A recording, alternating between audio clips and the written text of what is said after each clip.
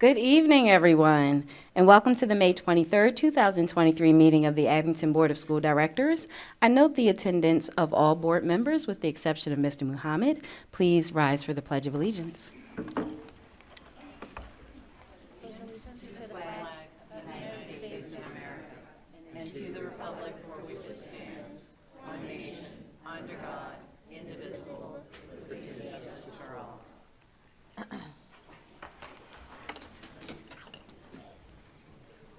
Thank you.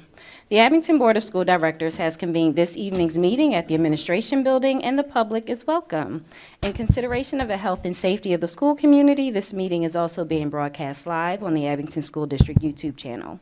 This meeting is being recorded and will be accessible on the district's website and cable channel no later than Friday, May 26, 2023, to allow those members of the public who cannot participate to view the proceeding at a later time. Comments from citizens will be conducted in person and by phone. Information regarding participating remotely in public comment will be displayed on the screen at the time of public comment. The board thanks the public in advance for your cooperation. And I remind everyone that this is a place where we uphold dignity and respect in the highest regard. Everyone's voice is respected and welcome in this space. Dr. Fetcher? Thank you, Ms. Brown. Tonight I ask that we start our meeting with a moment of silence for our Copper Beach elementary teacher, who, as many of you know, have heard, recently passed away. Miss Marnie Schollmore was a special education teacher for grades 3 and 4 at Copper Beach, who had been part of our team for nearly 2 decades. She was an incredibly dedicated teacher and was involved in all aspects of the school community, always willing to lend a hand and provide a support to her fellow teachers and our students. Ms. Schollmore's life was celebrated last week, and it was evident from how many members of our Abington School District staff I saw in attendance that she is going to be greatly missed. A giant hole was left in the hearts of many members of our school community, and I ask that you pause for a moment of silence in honor of Ms. Schollmore.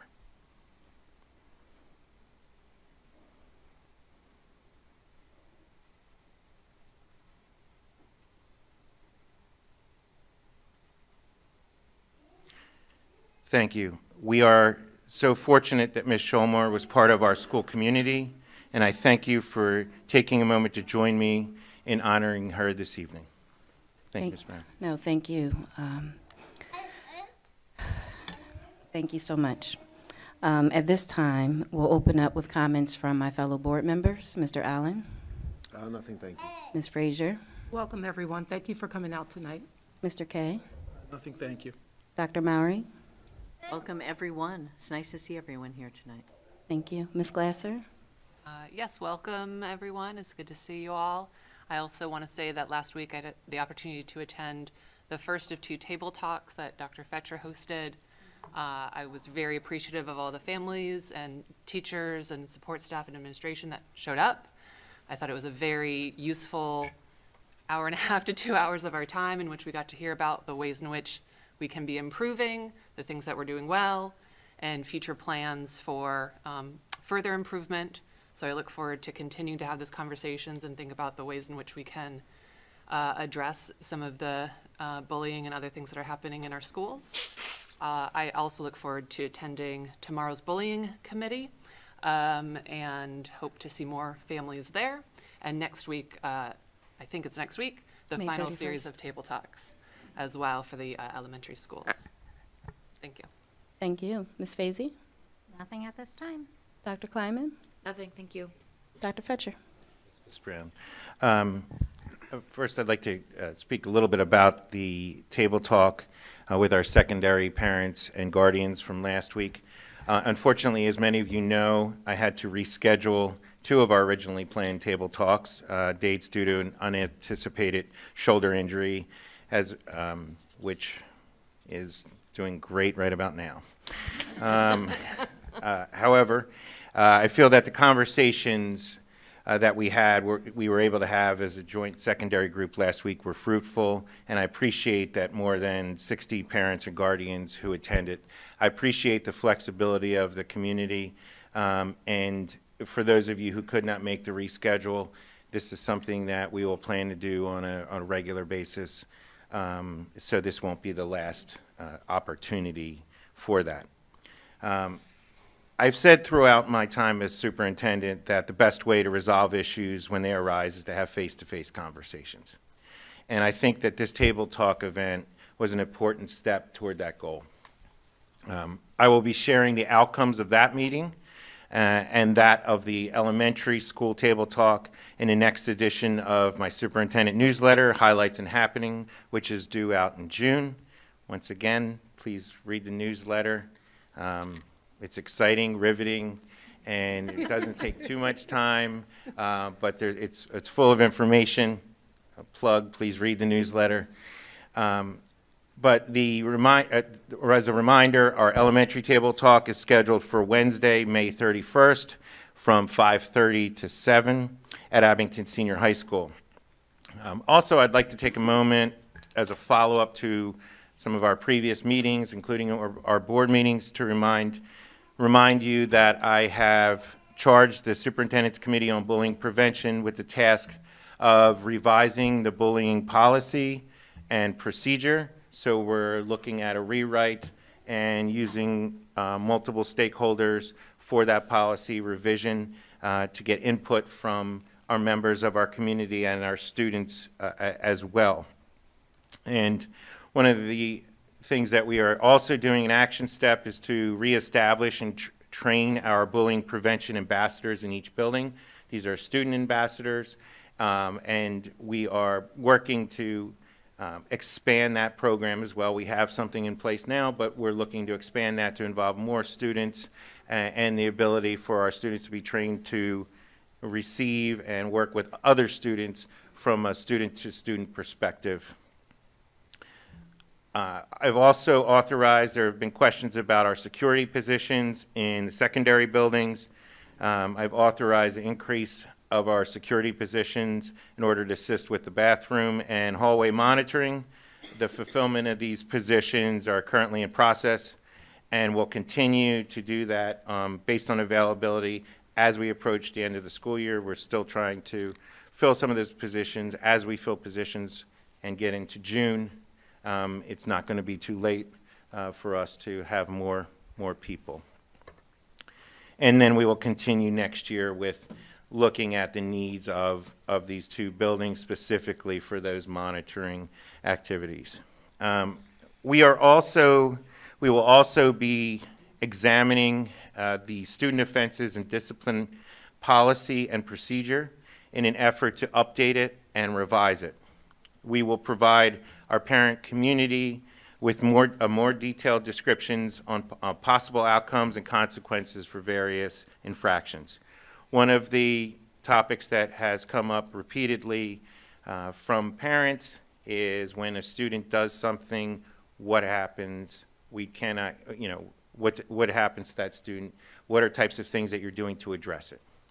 And, we are in a situation where legally we cannot say this is exactly what happened to the student. That student who had an infraction against your student is suspended for 3 days or 5 days or something like that. We can't do that legally.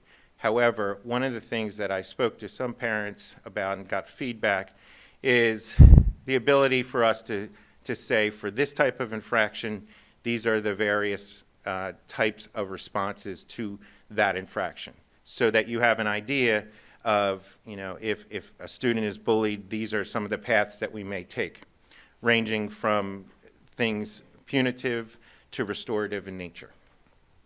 And finally, I remind you that there is a community leadership fair and forum to be held at Abington Senior High School on June 22nd, beginning at 6 p.m. We had the opportunity to meet with community leaders. We invited a little over 100 leaders in our community to look at issues with youth in our community. And we had an initial meeting where we went through some thoughts and goals and what are next steps. So this opportunity on that evening is, first, there will be tables set up for different organizations So you're able to have conversations for the first hour with different leaders in our community, discuss issues one-on-one, and then we're going to have a bit of a forum where we're going to talk about what was discussed at the original leadership meeting, as well as have community input or suggestions for us as community leaders. And that's about it. Thank you. Oh, one more thing. I wanted to thank our students and teachers. Right before this meeting, we had an opportunity to see some of the innovative instruction ideas that are going on and see them live and have our students explain them to us, and our teachers who are very dedicated, who are on an innovative instruction committee. And I just want to take a moment to thank them. And I question whether or not I would have passed kindergarten based on the description of what some of the kindergarten students can do. Pretty advanced stuff and pretty impressive. So I thank them, and it's great to see in action all the things that are going on here in Abington, especially as we go into the final push for the end of the school year. Thank you. Definitely. I just want to hit on a few of those topics, starting with the last one. Our students are amazing. Put a period right there at the end of that, or exclamation point. They are amazing. What I enjoyed about the innovative presentations was that they were led by the students. I knelt down and listened to 2 kindergartners tell me how to program a robot so that it can run a pattern. I listened to 8th graders, high school students make pancakes using robotics, and they were quite yummy, and A for Abington, in the shape of an A. So very impressive. I love the use of technology and what data our teachers are getting from it. And then I want to backtrack to the meetings that you spoke of. The parent and guardians, the table talk. What I enjoyed about that is we started off with what's going well in Abington. And for the teachers in the room, you are going well in Abington. The parents said the teachers are doing an amazing job. They also said that they love the curriculum and all the opportunities students have for clubs. And most of those clubs are ran by teachers and aides and staff. So thank you for the work that you do. Then we went into what are some of the issues and what are some solutions that the community can pose. And what I enjoy about what you presented, Dr. Fetcher, is that you didn't dodge those questions. You took them head on. So thank you for your presentation. I look forward to attending the elementary one, and I also look forward to attending the community forum in June. With that being said, we can proceed with this evening's honors. Okay, for the first honor, I'm going to ask Ms. Deborah Lee to come forward.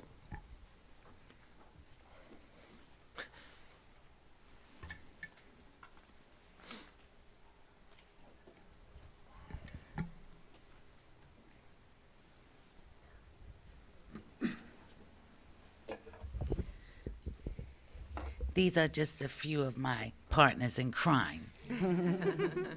My exec board and other teachers. Good evening, school board members, students that are here. Congratulations. And to the Abington and Routledge community. I thank you very much for allowing me these few moments to speak about Dr. Fetcher.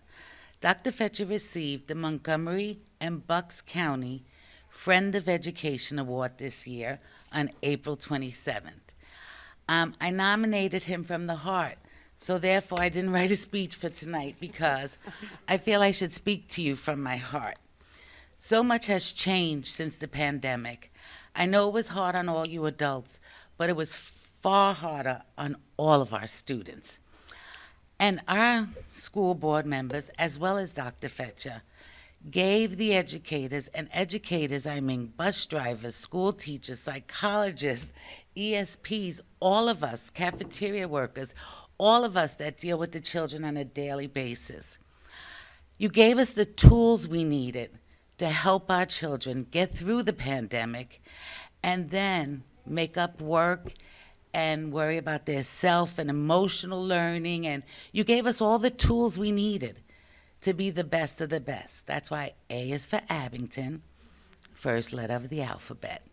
Dr. Fetcher, you're an amazing individual. I cannot thank you enough. The line of communication in the Abington School District is amazing. When we speak about our district to other districts, they just don't believe it. I happen to be the president of the Teachers Union, as well as the vice president for the entire Mideast region, Bucks and Montgomery County. We have never had a superintendent nominated for this award, and I'm sure you can figure out why. But our superintendent is not a superintendent. He's just super. He's pretty amazing, and he's taught us that we are important. He shows us how valued us educators are. He set us at the table, not like most superintendents that sit us under the table or have us serve the table, but Dr. Fetcher actually pulled up a seat for us at the table, and he gave us a voice that he listens to, and he lets us know we matter every day. I would like to read the words on his award that was presented because they allowed me to write them. I don't really need these, it's just to be cute. But I am a grandma, anyway. Dr. Jeffrey S. Fetcher, Superintendent of the Abington School District, Friend of Education Award 2023.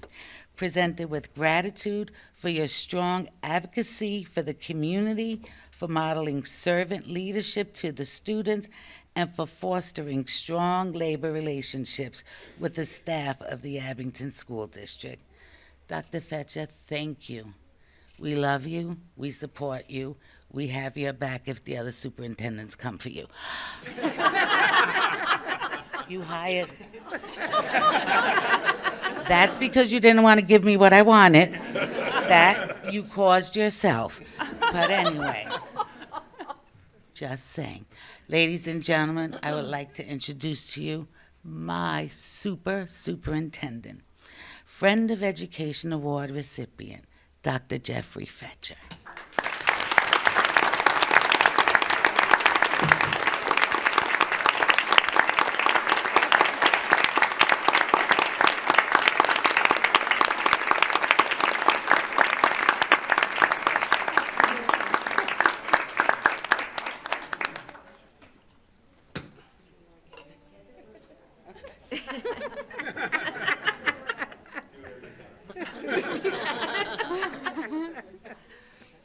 Beautiful.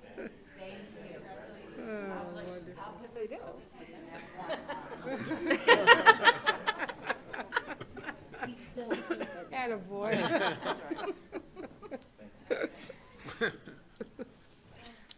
Okay.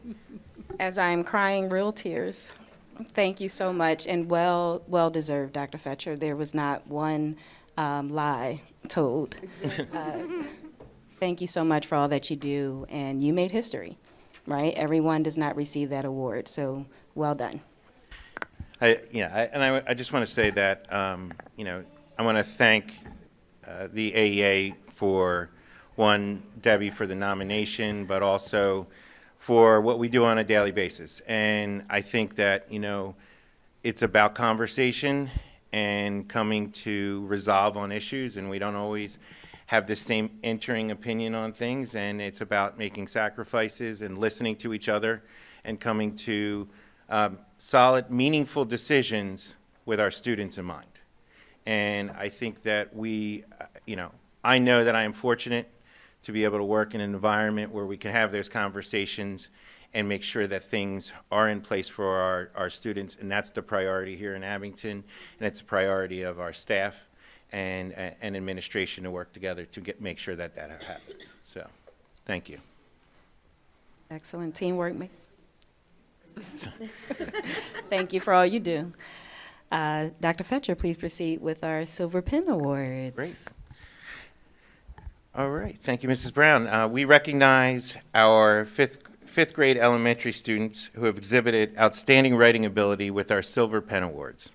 We will also be recognizing our grades 6 to 8 middle school students through the inaugural Abington Middle School Awards.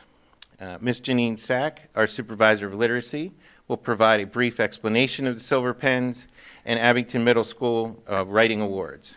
We'd also like to take a moment to thank the Abington Educational Foundation, who sponsors the Silver Pen Awards. Ms. Zak. Good evening, Mrs. Brown, Dr. Fetcher, members of the school board. Tonight, we celebrate the 2023 Silver Pen Awards. It is my privilege to begin tonight's program in recognition of the outstanding writing achievement of the 5th grade class through the Silver Pen Award. Before I begin, Christine Strange, board chair of the Abington Educational Foundation, has a few words to share.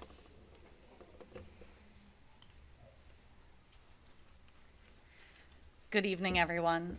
I'm here on behalf of the Abington Educational Foundation, and it is our privilege and our honor to support this and sponsor this award and our new inaugural middle school award.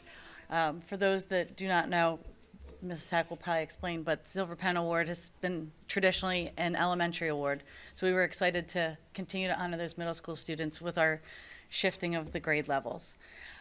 This is my last Silver Pen Award because I have reached my term on the AAF, so I'm super excited to be here tonight. And students in the room, congratulations.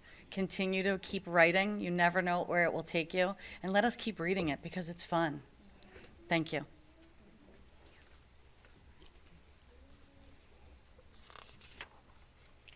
Thank you very much, Ms. Strange.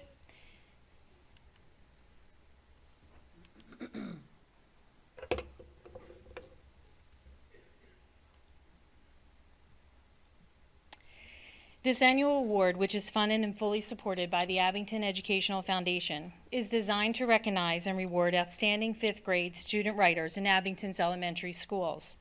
A Silver Pen is awarded to 2 student writers from Highland, Overlook, Roslyn, Rydell, and Willow Hill. Copper Beach and McKinley Elementary have 4 winners.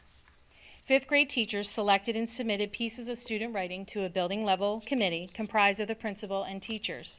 Each paper was read and evaluated with respect to established criteria for excellence in writing.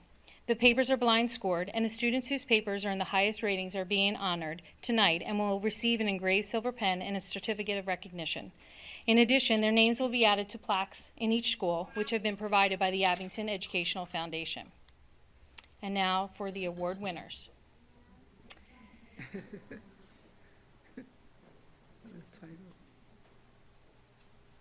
Oh, my pleasure. Yeah.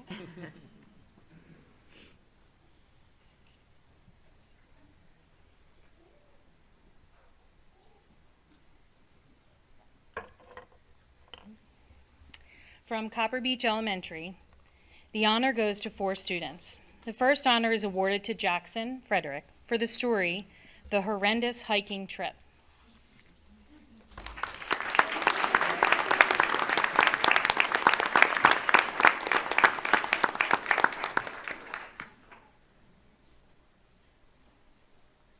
From Copper Beach Elementary, the next honor is awarded to Zara Bosang for the story, Stuck in the Future.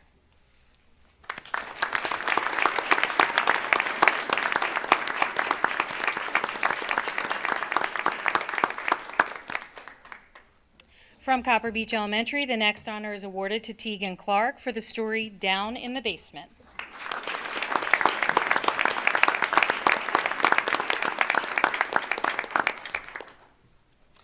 The final honor from Copper Beach Elementary is awarded to Catherine Kolb for the story A Place of No Stars.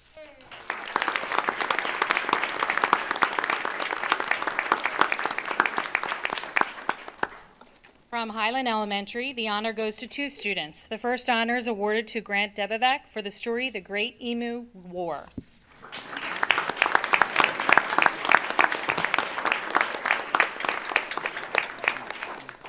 Move down.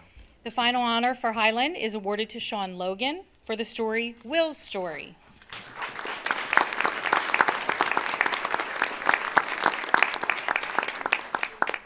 From McKinley Elementary, the honor goes to 4 students. The first honor is awarded to Maya Gaten for the story The Hotel Room.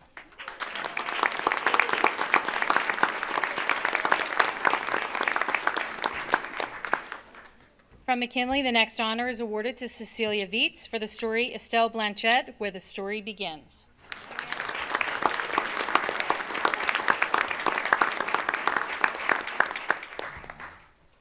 From From McKinley Elementary, the next honor is awarded to Kingston Johnstone for the story Star Master.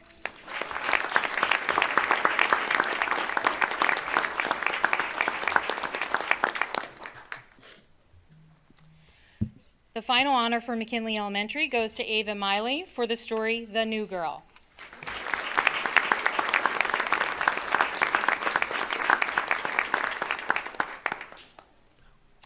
From Overlook Elementary, the honor goes to 2 students. The first honor was awarded to Gabriella Brown for the story Just a Dream.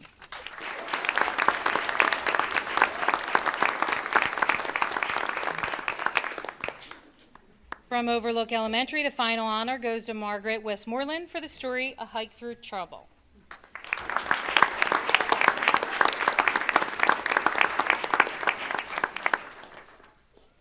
From Roslyn Elementary, the honor goes to 2 students. The first honor is awarded to Leah Gallagher for the story The Harp.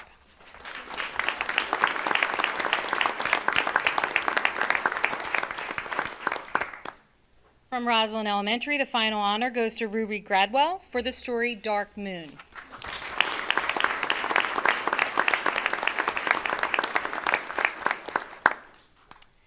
From Rydell Elementary, the honor goes to 2 students. The first honor is awarded to Eric Anderson for the story Golden Dreams.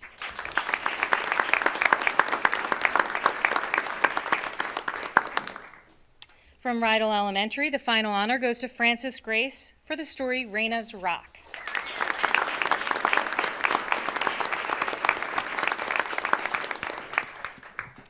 From Willow Hill Elementary, the honor goes to 2 students. The first honor is for Chael Yeen for the story Get Out Your Sita and Chase This Cheetah.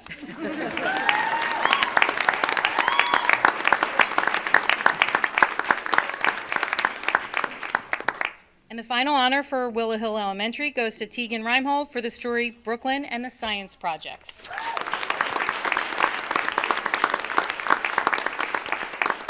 That concludes our Silver Pen Awards for the season, this evening. We want to congratulate all of our elementary students who worked so hard to achieve these honors. We are so proud of their accomplishments. Thank you to our parents and guardians for their support, and the teachers and the staff for all they do for our students. Thank you to the Board of School Directors for supporting the achievement of our students.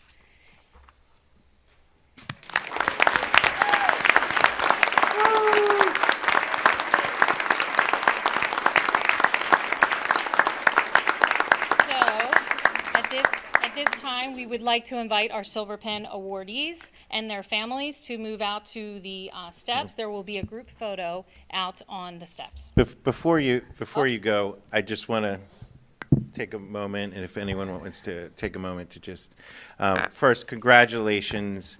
Amazing. Had the opportunity to read your works, and it is something to which, I'm extremely passionate about. I was an English teacher many, many years ago, and to watch your writing and what you can do with writing and it is pretty amazing and inspiring. And keep writing and write whatever you want to write about and enjoy it and use it as an outlet for yourself.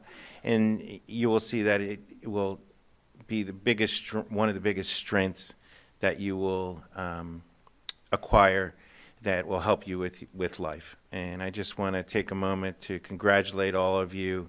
And I know that this is a big deal. Hold on to the pen, and years from now, take a look and be proud of what you did this evening. And I don't know if any other board members would like to say anything. So Dr. Fetcher, I also read through the works. It was incredible. The figurative language that was just salt and peppered throughout all of the writing was impressive.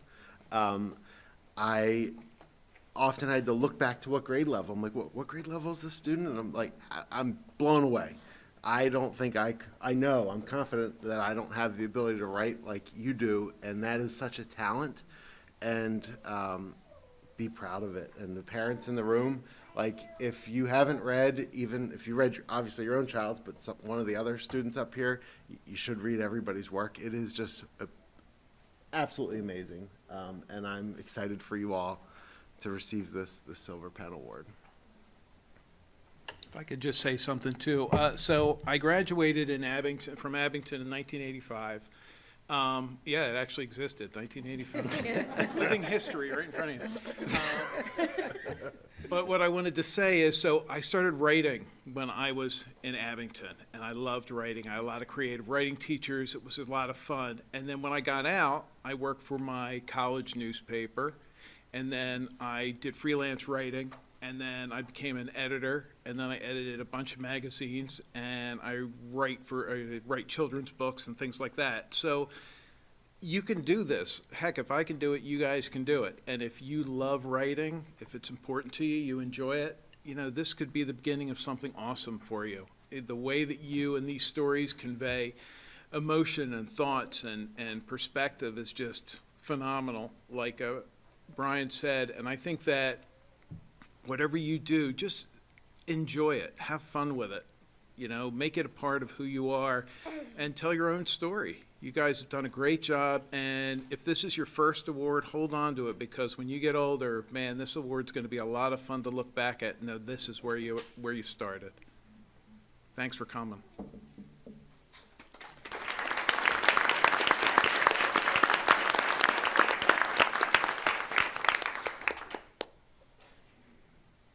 Okay, anyone else? Jackson, would you lead the group?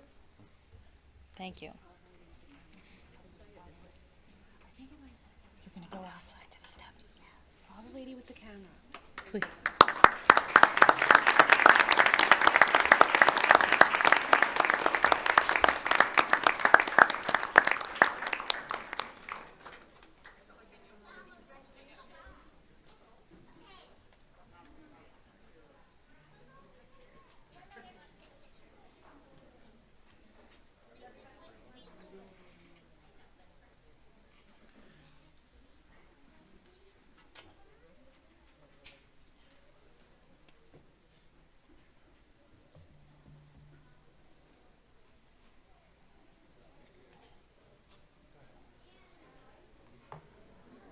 Natural and passionate.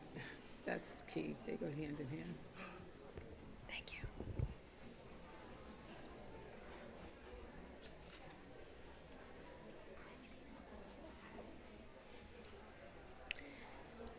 Okay, everyone. Now it's time for the Abington Middle School Writing Awards.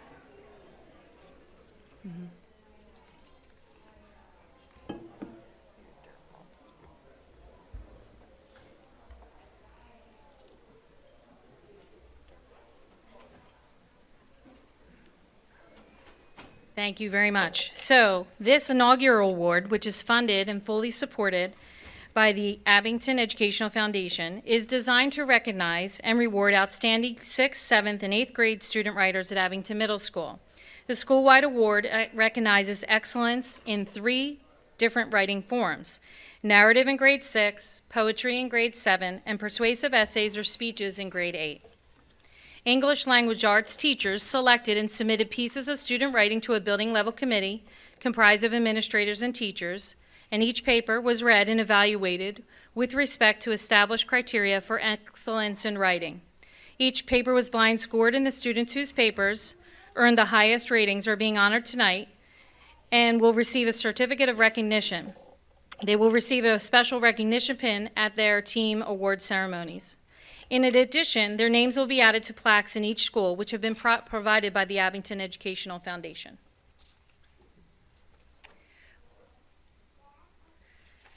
The first honor for the inaugural Writing Award from Abington Middle School is for Layla Carrington for the story Fashion Disaster.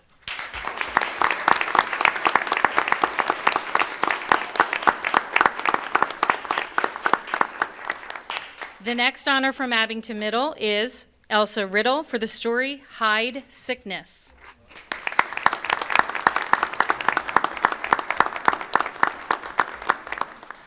The next honor from Abington Middle School is for Allie McMahon for the story The Incident.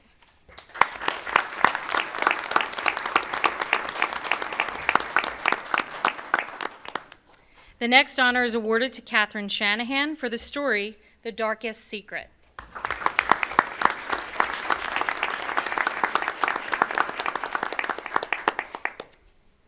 The next honor from Abington Middle is for Olivia Tan for the story A New Unexpected Home.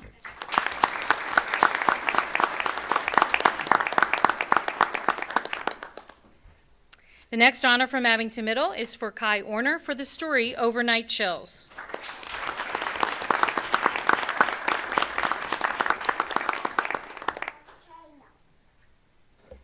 The next honor, which could not be with us tonight, is from Abington Middle, is for Alexandra Vehi for the story We the People.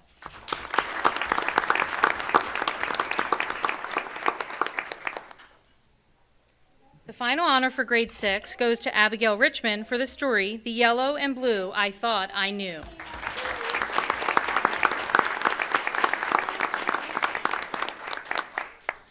And for our 7th grade students, they wrote poems. The first honor for grade 7 from Abington Middle is for Reagan Smith for the poem The Story of How She Died.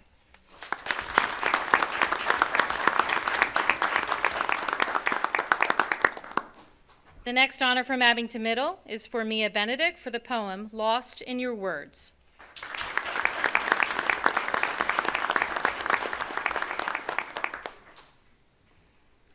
The next honor from Abington Middle cannot be here tonight, but it is for Alexander Smarchansky for the poem The Beautiful Ocean.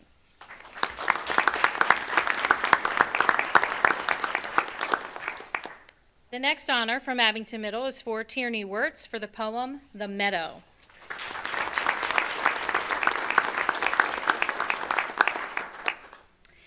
The next honor is for Bella Yanofsky for the poem Imagine a World.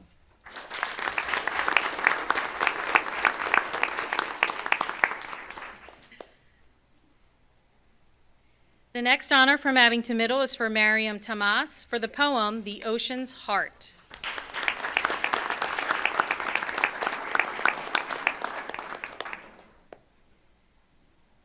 The next honor from Abington Middle is for Samira Syed for the poem Bittersweet.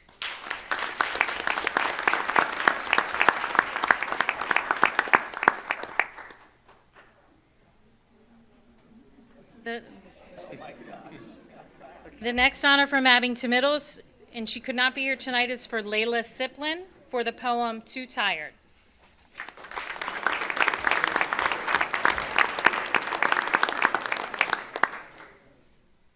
And now we have our grade 8 awards. The next honor is for Madeline Brown for the speech, We're All Just People, Aren't We?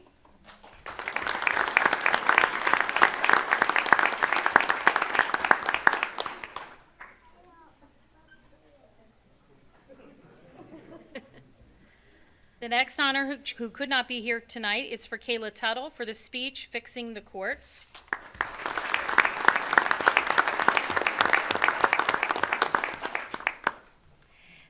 The next honor from Abington Middle is for Kayla Thurston for the speech, Outdoor Lunch, A Better Way to Dine.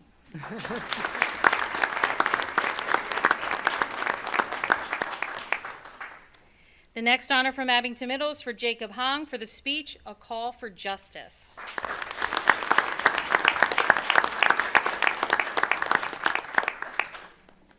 The next honor from Abington Middle is for Amir Dobine for the speech, The World's Best Killer.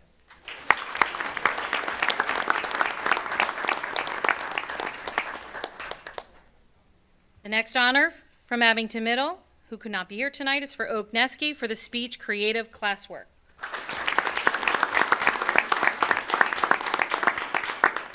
The next honor from Abington Middle is for Grace Mancini for the speech, SeaWorld Can See Itself Out.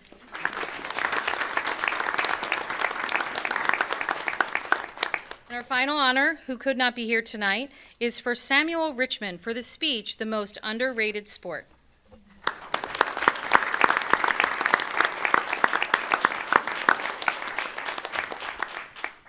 That concludes our awards for this evening. We want to congratulate all of our students who worked so hard to achieve these honors. We are very, very proud of your accomplishments. Thank you to our parents and guardians for their support, and the teachers and the staff for all they do for our students. Thank you to the Board of School Directors for supporting the achievement of our students.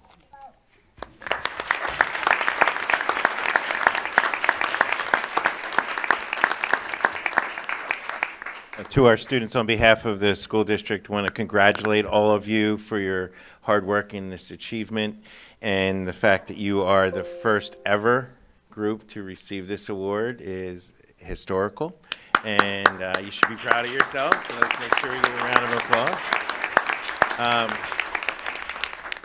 And just to emphasize the power of writing and to keep using your creative talents and skills to change the world and do what you want to do with that writing and make sure that it will have such a positive influence on your life for years to come. So congratulations to all of you.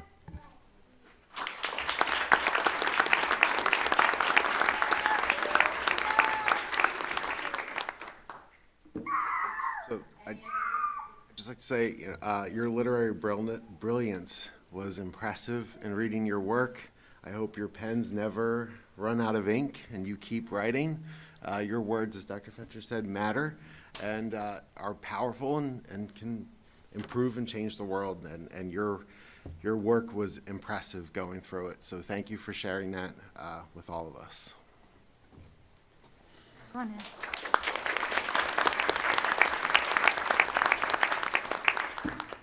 I want to just echo what Dr. Fetcher and Mr. Allen just said in saying that your writing is powerful.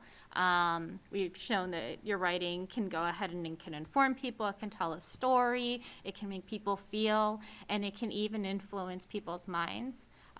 So keep up and keep writing.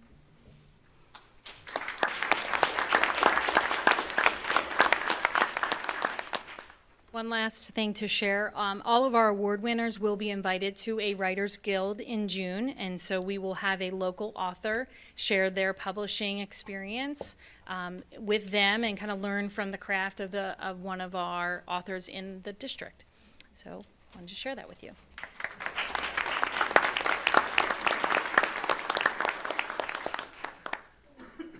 Okay, Madeline, do you want to lead them out? Go ahead out that door. We did. Outside. Yeah, go ahead. That door. Straight ahead. Follow the lady with the camera. Thanks, guys.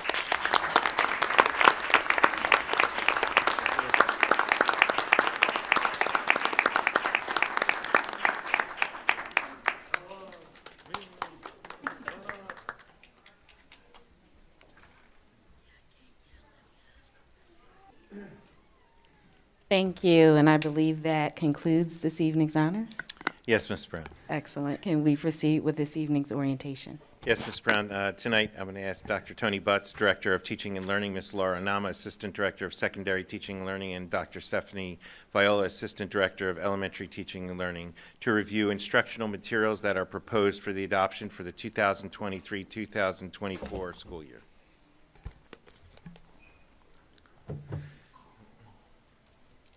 Good evening, Mrs. Brown, Dr. Fetcher, and the Board of School Directors. Tonight, we present to you the proposed instructional materials and renewals for adoption and implementation for the 23-24 school year. The district is committed to the continuous improvement of teaching and learning through the review and recommendation of new curriculum and instructional materials. In support of the goal for improving student learning, we adhere to the process outlined in the superintendent's administrative procedure entitled Instructional Materials Adoption Process and Piloting Process. This SAP is available on the district website. The SAP outlines the process for adoption and includes the following components: a pre-approval process, the formation of committees for both small and large-scale adoptions, timelines for review and recommendations to be submitted, roles and responsibilities of those that are on the committee and on different working groups for this process, and a rubric for the evaluation of any new materials or resources. In understanding how selections for materials occur, great reliance is placed upon the use of research to determine appropriate pedagogy, effective strategies, and materials to review. Prior to the selection of instructional resources such as textbooks or online programs, the selection committees use some of the following resources in determining what is best practices and has research to support those best practices. These following The following are examples of those sources. We use the Department of Education's Pennsylvania Evidence Resource Center. This site compiles all recent research of different types of programs that are available. They also have, with that research, in tiered fashion, different strategies and methodologies to be used that are effective for student learning. In addition to that, we use the What Works Clearinghouse. This is also a website developed by the United States Department of Education, and it provides a resource of research programs and/or strategies. In addition to the research or study sites, we also use professional organizations who have peer-reviewed, and have quite an extensive knowledge of the pedagogy for specific content areas. The following groups are just an example of those types of organizations that we rely upon for this research. We look to places like or groups such as the National Council of the Teachers of Mathematics, National Council of the Teachers of English, the International Literacy Association, and the American Council of the Teachers of Foreign Languages. Along with the review and recommendation process, the district also addresses the question of program evaluation and how to determine program efficacy. There are several sources used to draw a review of the data in relation to the academic content and student achievement. These sources include using student achievement data that can be based upon either local measures. All of our courses in the Abington School District use curriculum-based assessments. These assessments are developed by our teachers and educators. They are common assessments that all the teachers of that particular course use. The data is collected and analyzed by the teachers through the use of our data analytics system. Data is also reviewed by administrators at the building level and across buildings in the district.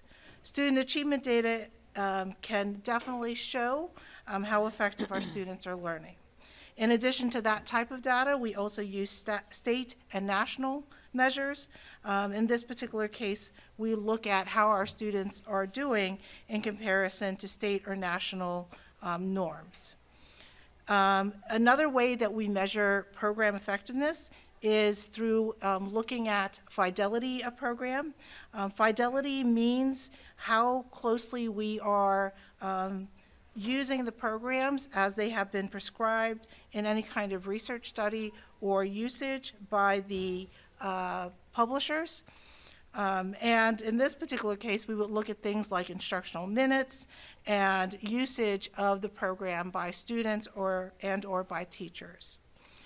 So I also wanted to take this time to mention that in addition to all of these other types of considerations in the review process, we also explore financial considerations. So what we do is initially when we ask teachers and supervisors to apply for a book adoption or for new resources, we also ask them to provide for us estimated costs of how much those adoptions would be. As we move the process forward, those that are overseeing the process for the book adoptions or for the curriculum reviews also gain formal quotes from publishers. We use these formal quotes to ensure that we know exactly how much we will be needing to financially support these programs, not only in the initial adoption, but over time. And during the budgeting process, we work along with our colleagues in other departments, as well as principals in the buildings, to ensure that we look at all of the financial needs and the district priorities within the budget.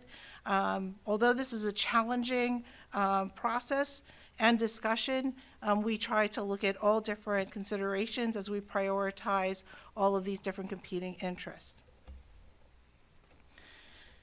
As mentioned previously, the process for implementing a curriculum review also is based upon committee work. We in Abington value the committee process.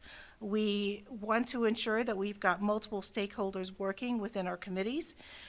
In the curriculum review process, Committee work will fall under one of two different ways to approach committee work, and that's dependent upon the type of implementation that we're looking at. The first type of committee work is a large-scale adoption committee. This is when we have an adoption or a review process that will impact a large number of students because the course may be a required course or it is something that would be at various grade levels throughout the system. This type of large-scale adoption would require both internal and external stakeholders to participate in a committee that meets over time. Our most recent large-scale adoption was for the elementary mathematics program, in which we reviewed K through 5, the mathematics program. We had parents and students and community members involved with the committee, as well as internal stakeholders, not only different grade level teachers, but principals and other administrators, special education, and English language teachers are a part of that process as well. We also have a process that is known as a small-scale adoption. This is when we have committees who may be limited in scope or size due to the content area that they are exploring. For example, when looking at some of our world language courses, such as Latin, you can imagine that there would be few people that would know the content, and therefore the numbers that are participating in those groups are usually smaller. They involve internal stakeholders as well, which would have different types of teachers on it as well, and take into consideration things like special education and English language development. The small scale committees may range in size from very small and targeted to a little bit larger scale, again, depending on the size of that course. At this time, Dr. Stephanie Viola will share proposed elementary instructional materials. Later, Ms. Laura Anama will share proposed secondary materials. Good evening. For kindergarten through grade 5, we are proposing instructional materials to support English language development for English language learners. To meet the need for materials and resources to build students' academic language at every stage of their English proficiency. The committee recommends Reach Higher by Cengage National Geographic, which focuses on content in science and social studies while teaching English language skills. Reach Higher was the only textbook that offered the widest range of differentiation from reader levels 1 through 5.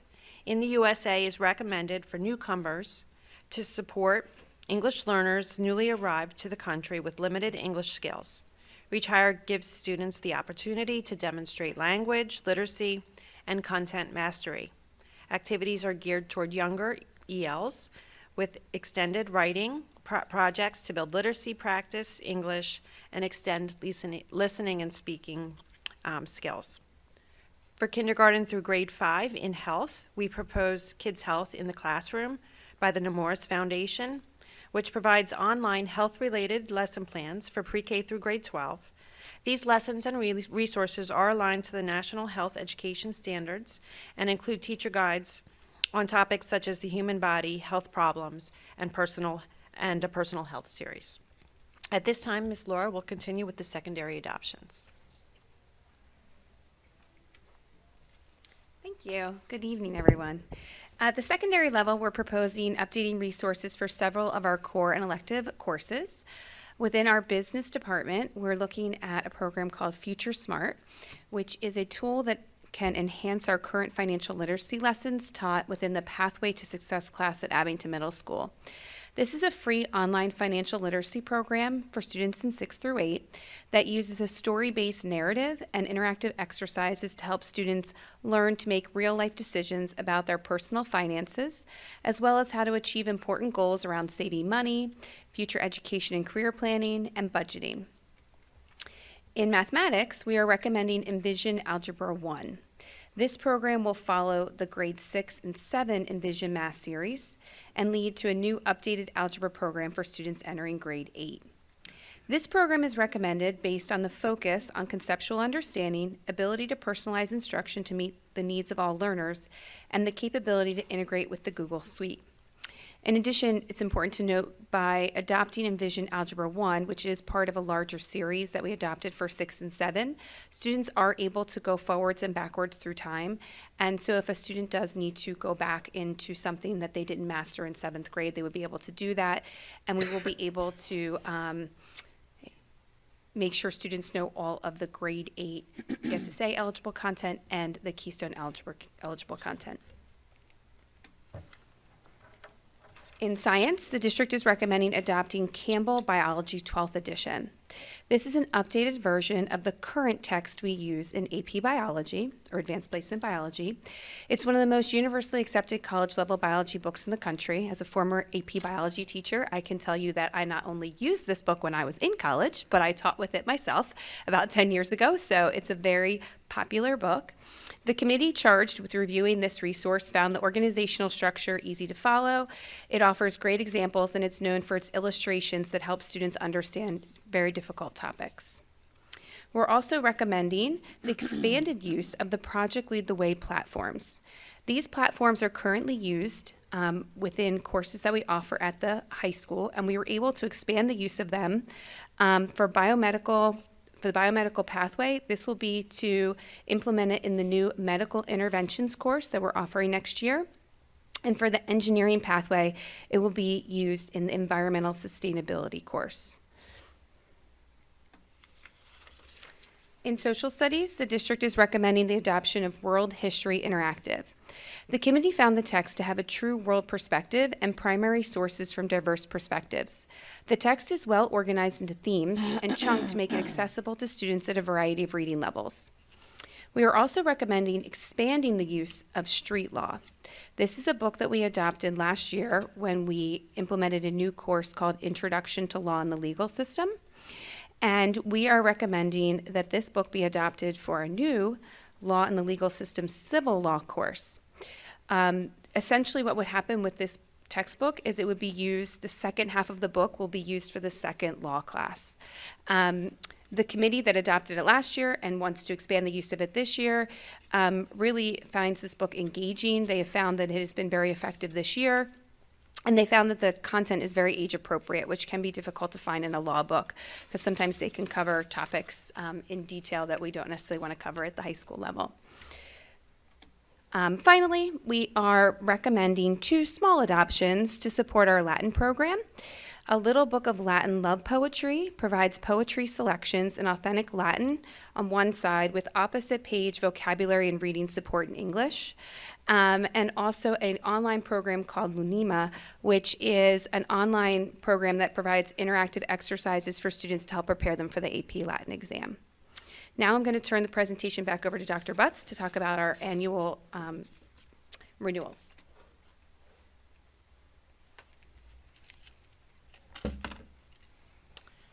Thank you. Using the curriculum plan as a guide, the Department of Teaching and Learning conducts an annual review of subscription services utilized in the classroom. As an additional note, these items have been previously approved in prior years by the board, but as we continue with the use of subscriptions, we do review the need for them on an annual basis and will continue to bring them forward to the board for approval. We are proposing the following subscriptions for the 23-24 school year. In grades 6 through 12 for Apex Art, Art 1 and 2, Drawing 1 and 2, and Design 1 and 2, Scholastic Art Magazine.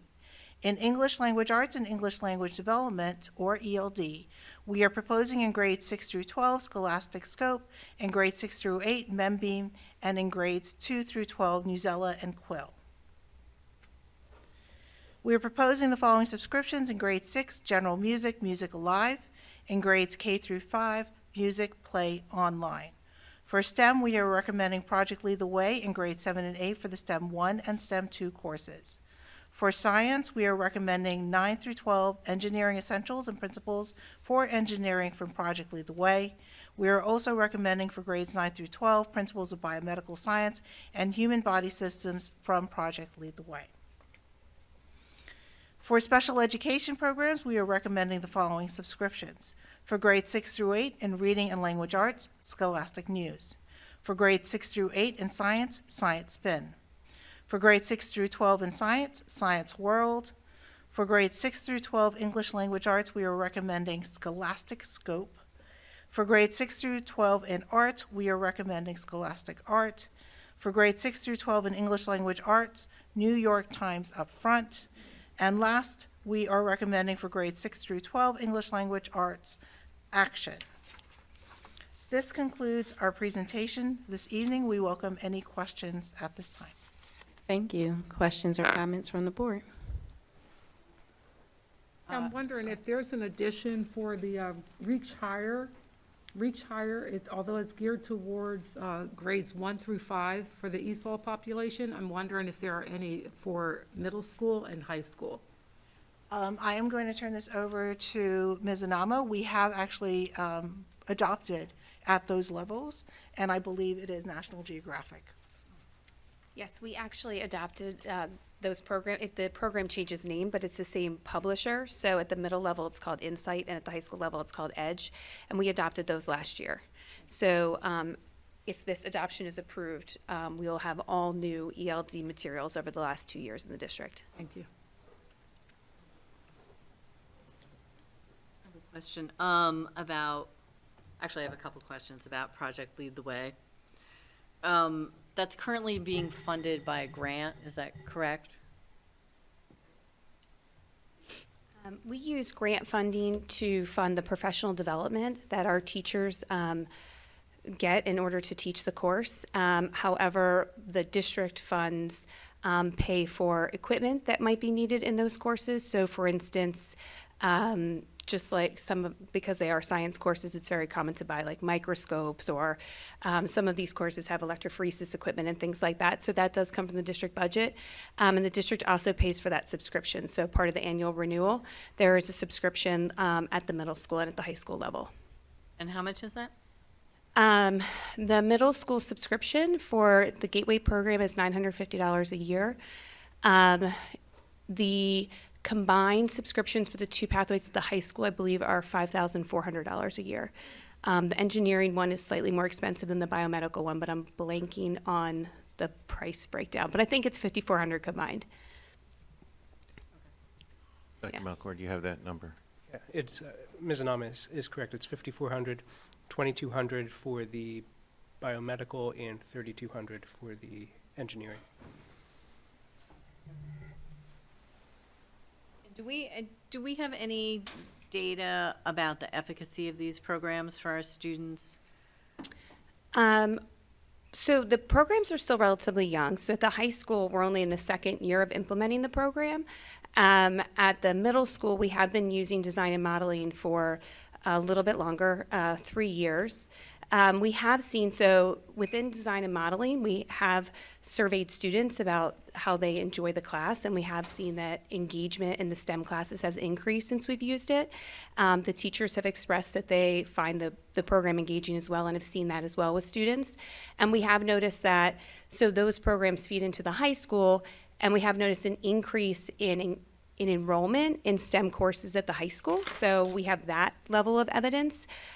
In terms of where students go beyond high school, we would not have that at this time. We haven't had the programs long enough. What about in terms of testing scores? We have not looked at these programs in comparison to, like you're saying, like the PSSAs or the Keystones, for instance. We have not made that comparison.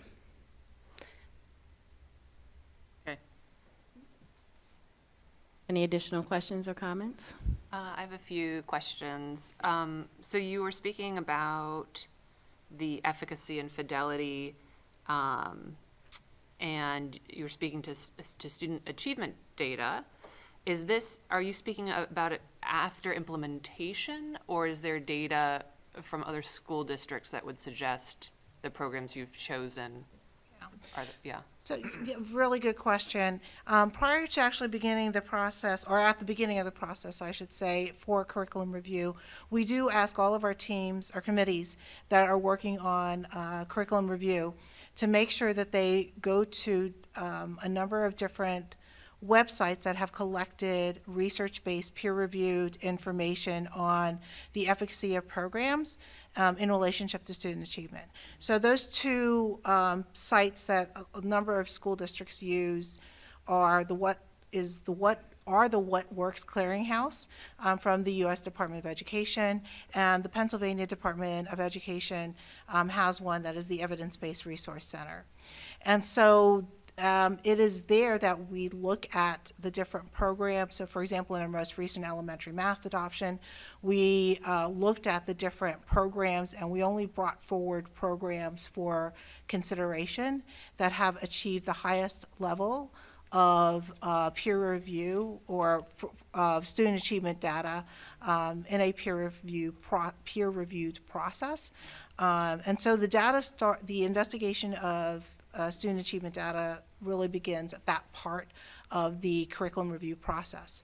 After implementation, we monitor the two other pieces of evidence that I talked about, student achievement data, which can either be curriculum-based assessments, as well as how it would relate, for example, in monitoring with this elementary math that's coming up.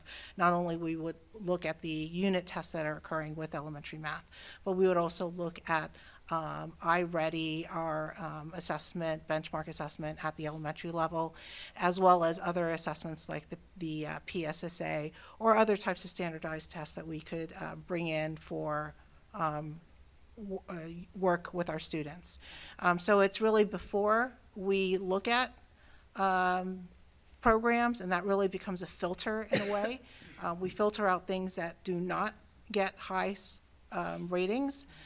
And we then also look at post-implementation, how well the programs do. And in fact, that is something that we are very interested in, because we want to make sure that it is working effectively. And that's where we also explore things like fidelity to ensure if the program has shown in research to be effective. If it's not effective for us, we also make sure that with fidelity, we are doing everything possible to maximize results with that program. So that's how we look at program efficacy. Like it's really a process prior to, and then during, and then after the curriculum review process. Okay, thank you. That makes sense, yes. And so the programs that you are putting forward today have all scored high in terms of efficacy prior to adoption? Yes, we try to get the highest level or tier of efficacy available, and that's important to us because we want to make sure that what we're putting into place is effective. We do also seek out other school districts, but that is more for qualitative information, unless we can get their quantitative information. But we do seek out other districts to ensure that there is, with their teaching staff, a level of receptiveness with the program, as well as how the students and parents are handling the program. Those are important components for us, and we find that visiting other school districts gets that kind of qualitative information in our review process. And so for the elementary math program, they actually went down to Delaware to do that, and they went twice to that particular school. Thank you. So, I'm sorry, could I just clarify that, because I guess I didn't understand from Ms. Anama's response that Project Lead the Way had been put through that similar evaluative process, and so does that program meet the same bar for efficacy as the other programs you're putting forward? With our elective courses like art and music and the STEM classes and the business classes, it is different than with math and science and social studies and English because there just isn't that same level of research. So we do talk to other organizations. We get the qualitative.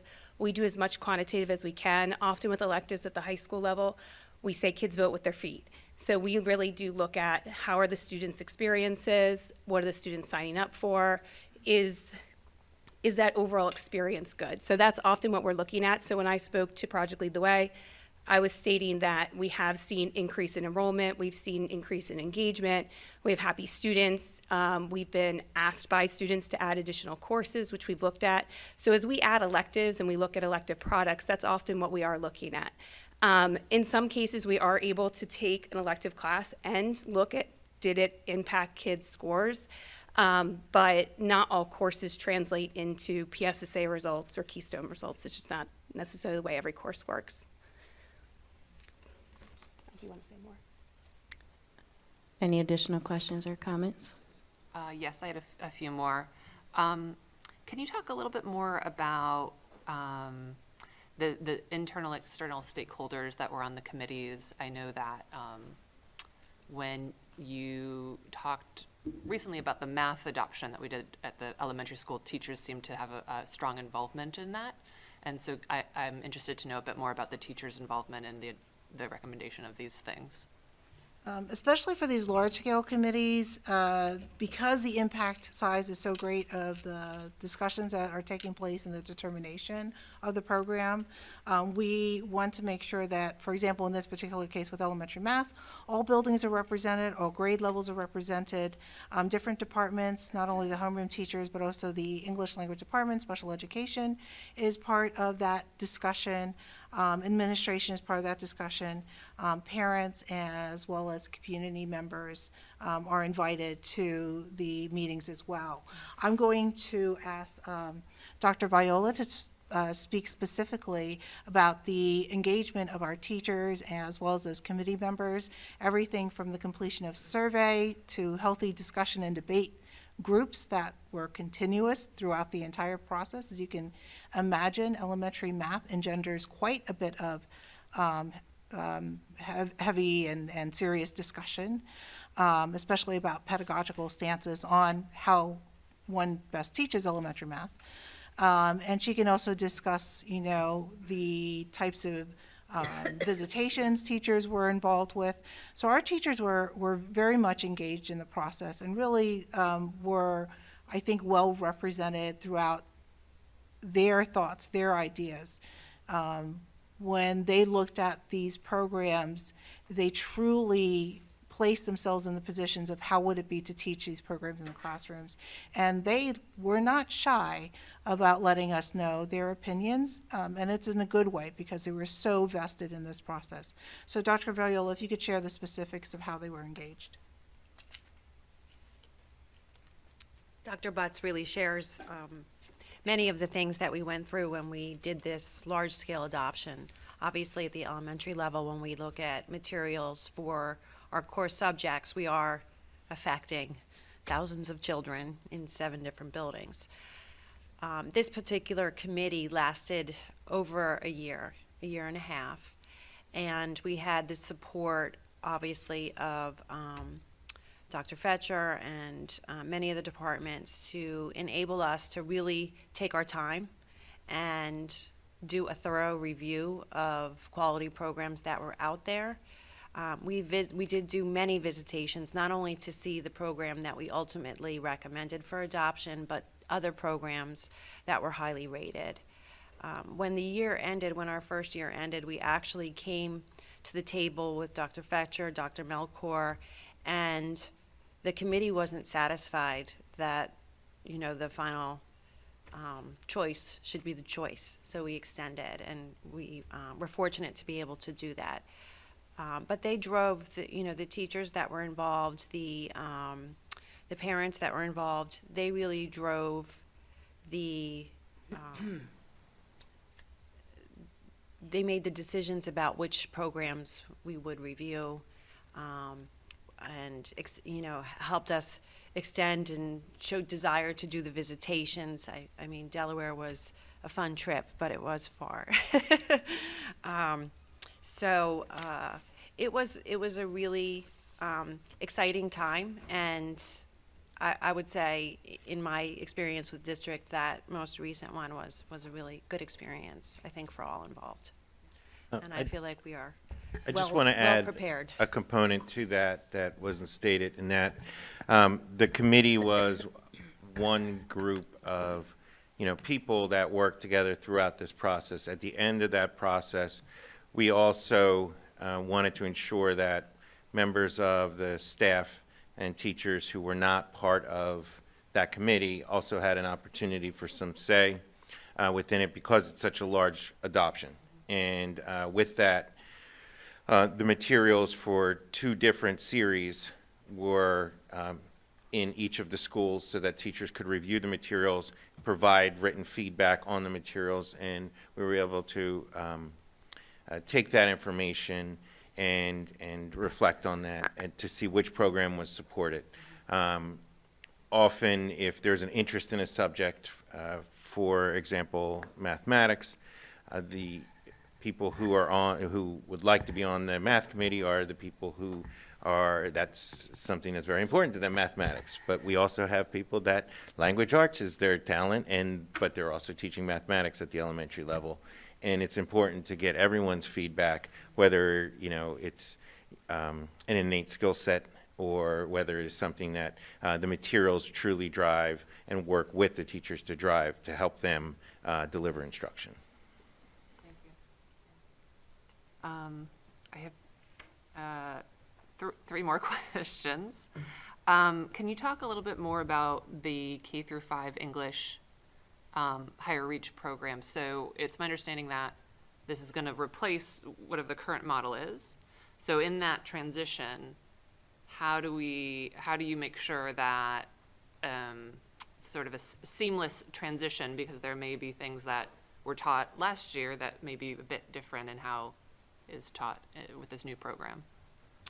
So we're fortunate the new program will come with professional development for our elementary ELD staff. They will work together on a curriculum project to make sure that they align the content that they know they need to cover with students with the new program materials. So they'll have plenty of time to work together as a team on pacing and curriculum content. This program in particular was selected because it does have multiple levels. So there are many entry points for students who may be, beginner versus students who are more advanced, and those are determined based on scores on standardized assessments. So they have a plan for that transition that will make it seamless for students and provide the classrooms with those much needed resources to be able to help children access language. The Future Smart Financial Literacy Program, is that offered to all students or is that an elective? It will be all students. It's part of the Pathway to Success class, which is a 6th grade class. That class has some embedded lessons on financial literacy. And this year, from feedback from families and from students, really wanted to find something that was a little bit more age appropriate. And so this, like I said, it almost looks like SimCity, if you've ever seen that. It kind of has that vibe to it. So it allows, I don't want to say it's a game, it's not, but the simulation, it makes it very kid-friendly, and we think it'll be more successful with kids and get them more engaged in those early financial literacy standards. Thank you. And my last question is in regards to the subscriptions that are up for renewal. Can you talk a little bit more about how those are used? Depending on the type of subscription, it can either be for the core instruction. So what I mean by the core, it's the primary resource that is used to teach a curriculum. So for a few of those that are mentioned, one being Project Lead the Way, that's the core material that will be used to conduct direct instruction. For some others that are mentioned there, for example, for the Scholastic magazines and the different types of magazines that are associated with Scholastic, which is a publisher, those are supplemental resources that are not the core but help to enhance or support kids in those classes and provide additional differentiation so that kids can better access or become engaged in the content. So it depends on the specific item, whether it's more on the supplementary range, where it just adds more to it. For example, News ELA or News Ella is an online subscription that would add to a teacher's ability to bring in nonfiction pieces into the classroom to support the instruction that's going on there, and others would be the core instruction, the main textbook or resource that is online, but is annually updated. Okay. And then, so for the supplemental materials, is there a threshold for use to recommend it to be renewed the next year? In other words, if it's not used extensively, is that examined to say, well, we didn't really use that much, we're not going to re-up the following year? So we do look at that. So one of the reasons why we look at the subscriptions is to see if there is usage. So we've, just to give you a case in point, we're right now working with the Department of Innovation, the Department of Technology, to look at the usage of our different programs that are subscription-based, but maybe more not in the content area, but more in the usage area, or productivity tools, and we look at the usage there. For things like Newsella or NewsELA, not exactly sure which is the correct one. I've heard both. We look at the usage reports there to see if teachers and students are using it, and they do tend to use that particular resource a lot. That's why we're bringing it forward. If we find that they're not being used, we do cut the programs. You don't really see the cuts because we only bring forth those items that we're renewing. Yeah. I was just curious as to that process and what that looked like, so that's helpful. Thank you. Any additional questions or comments? I just have a few comments. I enjoy the extended financial literacy. I think it's important, and I love that it's free. That is great. The Envisions program, I enjoy that it aligns with something that we already have, and the students have access, and that continuity component is really important. The world history and the variety of perspectives, I'm very grateful for that. And then the update of our resources for our ELD programs. Can you remind me, what was the publishing date of the one that we were using previously? If publishing date is the right terminology. Oh, for ELD. For the ELD. Mm-hmm. For K-5, we are not replacing. We did not have a prior resource.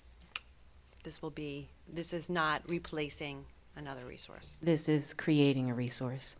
It is about time, and I'm thankful that we have that. We know that our ELL population continues to grow, so I am grateful that we're making strides to make sure that all of our students have access to learning the language so that they can have access to learning. Any other additional questions or comments from the board? Okay. Dr. Fetcher, does that conclude orientation for this evening? Yes, Ms. Brown. Excellent. That takes us to comments. Thank you so much for the presentation.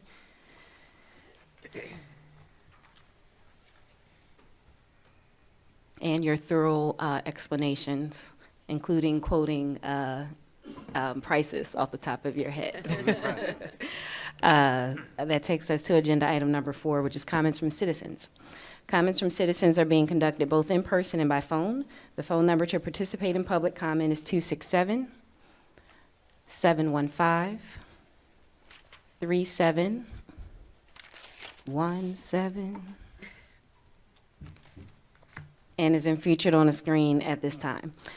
You will be able to join in the meeting by calling in on your landline phone or mobile phone. If there's anyone present within the room, there are mics to the left and to the right of you. Please be sure to state your name and address.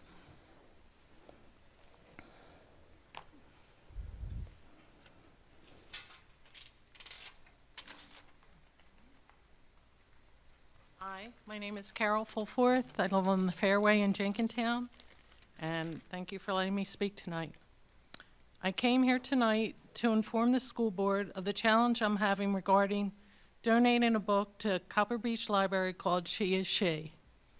I began the donation process back in March, and to this date have not received a response either way regarding my request. To be honest with the board members, I believe there is an implicit bias towards Bible-believing Christians because the book She is She meets the criteria posted on the school's website. And I'd also like to say here that I have watched some of the videos of the school board meetings before I came tonight, and I heard about the bullying, and no true Christian would bully a child. So I just want to state that from the get-go, because I know that the media, television, newspapers have maligned a lot of Bible-believing Christians. So because of this implicit bias towards myself, I also believe that my voice is deliberately being silenced. With that said, let me remind you of the words of Frederick Douglass back in 1860 in a part of his speech entitled "A Plea for Free Speech." No right was deemed by the fathers of the government more sacred than the right of speech. It was in their eyes, as in the eyes of all thoughtful men, the great moral renovator of society and government. Daniel Webster called it a homebred right, a fireside privilege. Liberty is meaningless where the right to utter one's thoughts and opinions has ceased to exist. That of all rights is the dread of tyrants. It is the right which they first of all strike down. They know its power.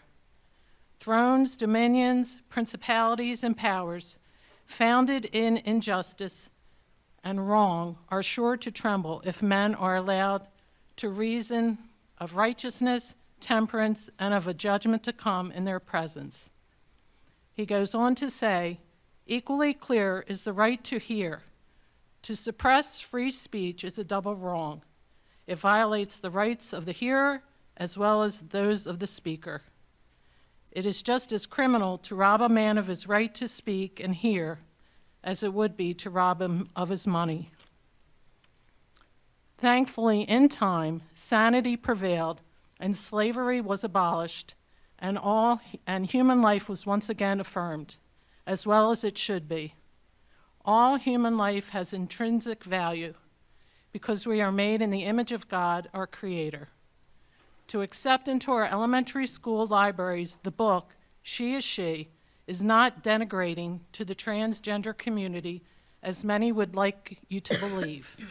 And I want to thank you for your voice this evening, and thank you for your comments. Thank you for letting me speak. There are mics to the left and to the right of you. Please be sure to state your name and address.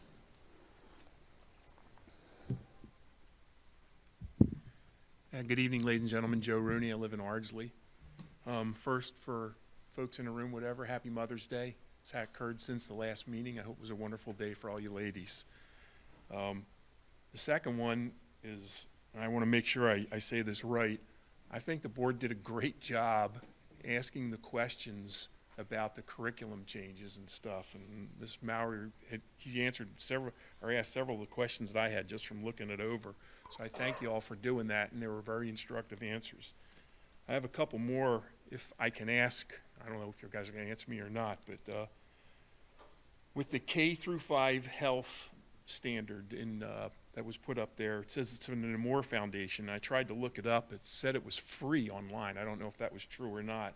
But then I can't remember who said it, but are there national health standards for K through 5 education? Is that what I heard? I don't know if that's true or not. I might have written that wrong. And what would that be, like teaching K1, 2, and 3 health? I have no idea what it would be. I went through school. None of my kids got anything like that either. And then the second one, I had a lot more, but Project Lead the Way. What is it? I looked it up. I couldn't even figure it out. I understand that they're elective courses, and I saw the titles of the courses, but is there a textbook for it? Is it like an online course? Where does it go? Does it have some teaching objectives that it gets to? I just couldn't understand what that was. I understand there's a subscription for it. That's an elective, but and I went through engineering and college and did all that stuff, and I just couldn't figure that out. So those are the two I'll ask. And then with the Latin one, that's pretty cool, and I'll leave you with mens sana in corpore sano, in case anybody knows what that means. Thank you for your voice. There are mics to the left and to the right of you. Please be sure to state your name and address. Sure. My name's Linnea Carrington, and I live in Rockledge Borough. I wanted to speak tonight, one, because my daughter was recognized today winning a Creative Writing Award, and we were honored to be here.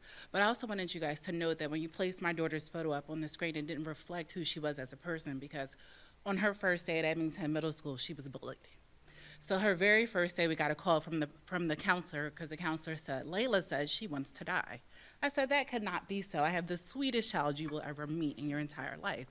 Long and behold, that day Layla was bullied, and I said to Layla, as a reminder, we will not change that photo. That will be a reminder to you to stand tall and be encouraged.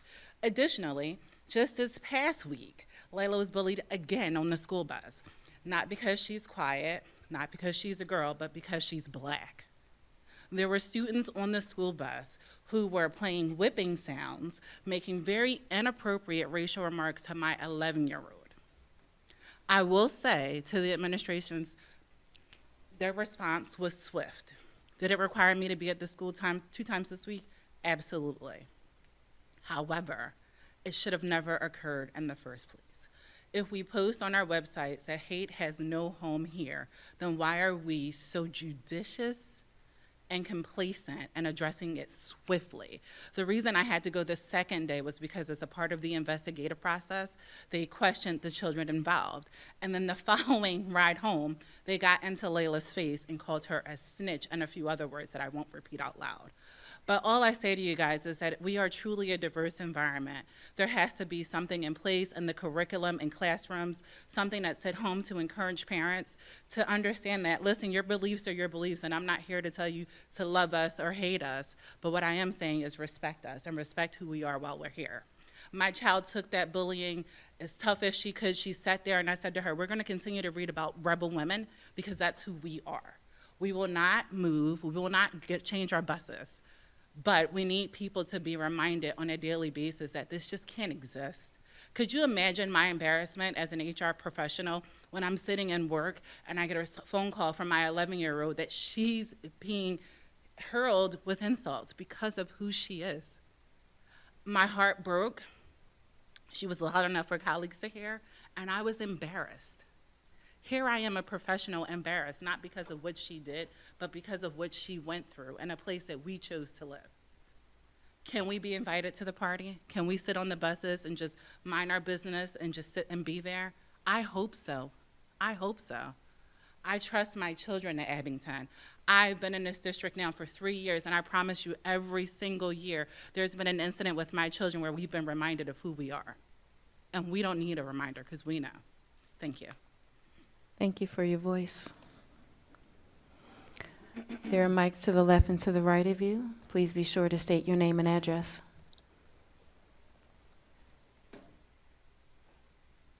Mr. Lutz, can you confirm that there are no callers on the line? That is confirmed. Thank you. Dr. Fetcher. Thank you, Ms. Brown. First, in response to Ms. Fulforth, I believe it's Ms. Fulforth. I understand that you have been in communication with Ms. Janine Sack, and I would ask that Ms. Sack also reach out to you again, and I'm not sure where you are in the process of the discussion of the book, but I'm going to ask Ms. Sack to ensure that the conversation continues and that she reaches out to you. In terms of Mr. Rooney, your question about health standards and Project Lead the Way, I would turn that over to Dr. Butts or members of the Teaching and Learning to provide a brief description of what health standards you were referring to, and then also what does Project Lead the Way look like? Is it a book? Is it activities, et cetera?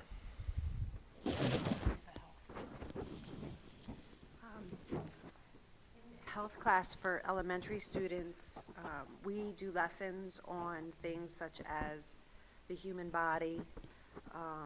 Lessons would be related to learning your 5 senses, how important sleep is, what your bones and muscles do.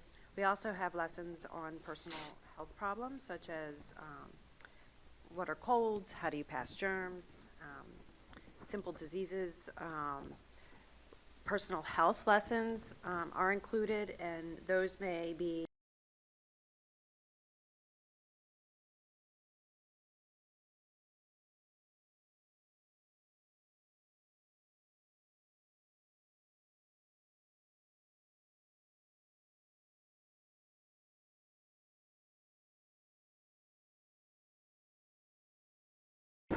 Apologies, drop the mic. Project Lead the Way, you could think of it like a textbook. It is not. It is an online resource. It is a curriculum that comes with lessons and units. It's project-based, so the engineering courses that are offered have the students get a problem. They have criteria and constraints, and they have to solve the problem. In some cases, the courses are robotics-based, so they're building with robotics. In some of the classes, they're 3D printing. In some, they are just constructing out of paper and cardboard. Sometimes they're solving the problem mathematically or through words, so a variety of problem-solving type activities, for the most part, in the engineering courses. Our engineering courses, one is focused on just kind of an overview of many different types of engineering fields, and one is more focused on electrical engineering. The Project Lead the Way platform that is used in the biomedical sciences courses is also very project and problem-driven. Students are introduced to case studies, and they have patients, essentially, and they learn how to use different types of equipment, like a blood pressure cuff, to electrophoresis and doing genetic arrays, in order to try to solve different types of health issues that people may have. And so along that way, they learn all types of things about the human body, about health. That program is specifically designed to help students explore a future in a health-related career. So nursing, medicine, with Abington Hospital being one of, if not the largest employer in Abington, we do have a lot of students who are interested in health-related careers. So Project Lead the Way is a platform. Through the subscription, we not only get the lessons, but we also get access to different types of technology. So in the engineering program, Project Lead the Way provides us with CAD software, which you may be familiar with as an engineer, and different things like that that allows it provides us with the platform that we can then use to 3D print and things like that. So it's not just the curriculum, it also provides different types of software that are licensed through Project Lead the Way that we gain access to through the subscription.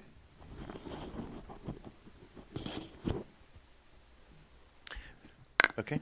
And I'd like to address Ms. Carrington. First, I totally agree with you. That's unacceptable for the behaviors to which your child was experienced. And I am pleased that it was, one, addressed, but it sounds like there's more conversation that needs to occur. So with that being stated, I'm going to ask Mr. File if you could please reach out and further that conversation, and also to examine through that conversation and others our experiences of our children within our schools, to examine the types of resources and the way that we are addressing issues, and to look from our teaching and learning department as well at the types of materials that we have to address this, as well from our student services angle, to make sure that we do address this, because that experience that was described is in no way what should occur for any student in Abington School District, and is totally unacceptable. Thank you, Dr. Fetcher. I'll say one thing. I shared that I was excited about the World History program, and here's one of the reasons why.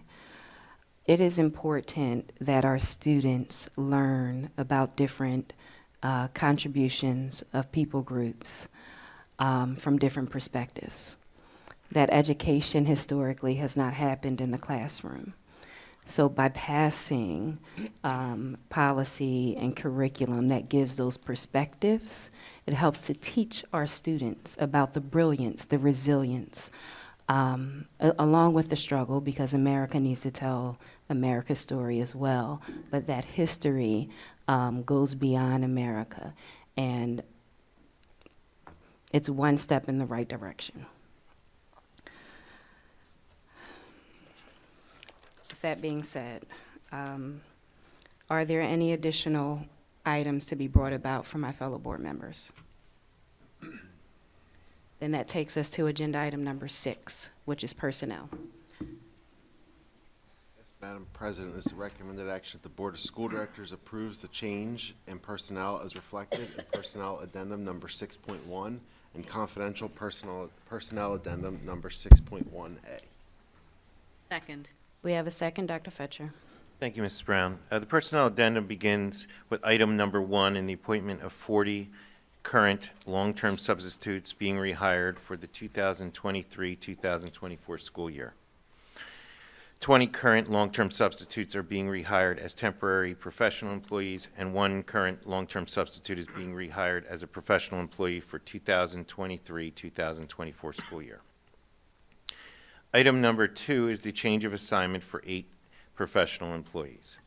Under item number 3 is the change of status for 5 professional employees. This evening, I'm going to ask Mr. Charles Grasty to please stand. Mr. Charles Grasty is being recommended for interim athletic director position effective July 1st, 2023. Mr. Grasty holds a Bachelor of Science in Accounting from Rowan University and a Master's of Education in Educational Leadership from Delaware Valley University. Mr. Grasty has been with the Abington School District since 2005 as a business and technology teacher at Abington Senior High School. I, with confidence, am glad to make this recommendation and have had the opportunity to work with Mr. Grasty over the years in my role as high school principal, but also as I continued in the administration building. Now, I'm going to ask Ms. Judy Bomsey to please stand up.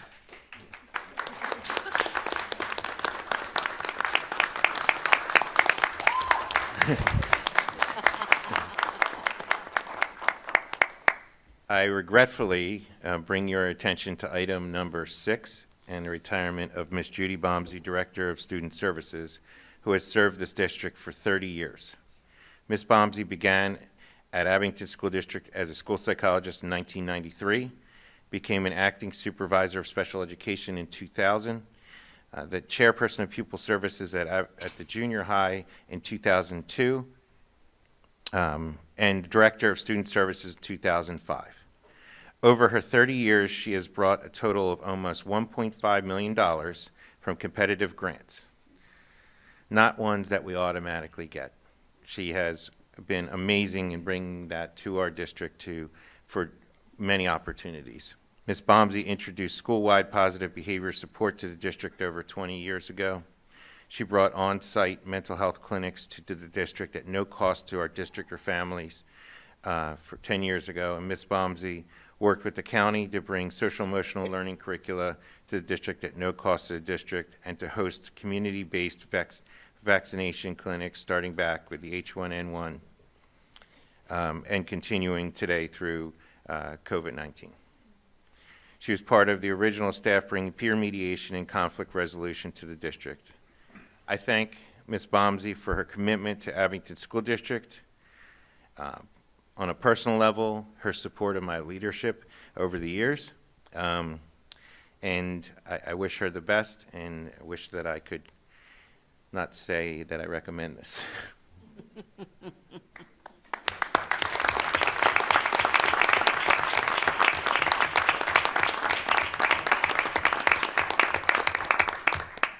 The personnel addendum continues with the hiring of substitutes, compensation for a community presentation, IEP meetings, and support personnel items. Questions or comments from the board? I have one. I'm sorry, please go ahead. I'm gonna go. You sure? Vice President, yes, please. I just wanted to congratulate Ms. Bomsey on her retirement. In the brief time that I've served on the board, I have been really struck by and grateful for your professionalism. Every time we have a question, your answers are detailed and concrete and to the point. And hearing Dr. Fetcher recall the vaccine clinics, I remember when you started to organize those during COVID and how it really felt like a game changer to us in terms of getting students back into the schools as safely as possible. So I just wanted to express my personal gratitude and congratulations for a distinguished career and your service to the district and our students. Thank you. Well, that's tough to follow, Dr. Mowry. Sorry. I also just wanted to thank Ms. Bomsey. I echo everything that Dr. Mowry said, and on a personal level, there were times where I needed help personally, and you were so incredibly kind and gracious and helpful, and I know that you've been that way with everyone who's reached out to you, not just because I sit on this dais. And it really meant a great deal to me, and I know it has meant a great deal to others in the community and other families and kids. So thank you so much for your service, and I wish that there was a way for us to approve the personnel addendum and reject the retirement, not because I don't think you deserve it, but because I think it's going to be so hard to fill the shoes that you have been filling for the past 30 years. So thank you so much for everything that you've done, and we truly will miss you. Yes, I want to echo what they've both said, and very, very briefly, just say that you are a true hero in my eyes. Thank you for all that you've done over many, many years. I've only been witness to a little bit of it, and you've blown me away. Thank you. And Ms. Bomsey, you're at a time, and I'm just go back to COVID, because it's the most recent thing, at a time where there was no answers to anything, you stood here or on Zoom, and you always had the answers. And that was remarkable. You gave a sense of leadership to the COVID-19 pandemic, and not sense of leadership. You gave leadership. You were not putting anybody else down, but like sitting here when I heard you speak, I was like, okay, got it, and truly, and that. You do have huge shoes to fill, because I know that the COVID-19 pandemic was a small blip of your huge experience here and responsibility. I wish you the best, and go. I'm sure your colleagues will be reaching out to you. Don't answer their calls. Just go. Change your number. You earned it. This is your time now. Well, not just yet. Congratulations. Right, it's not effective yet, and like, it's not effective today. What's it matter? Just go, turn the phone off. Let someone else deal with it. Let me just say that You earned it.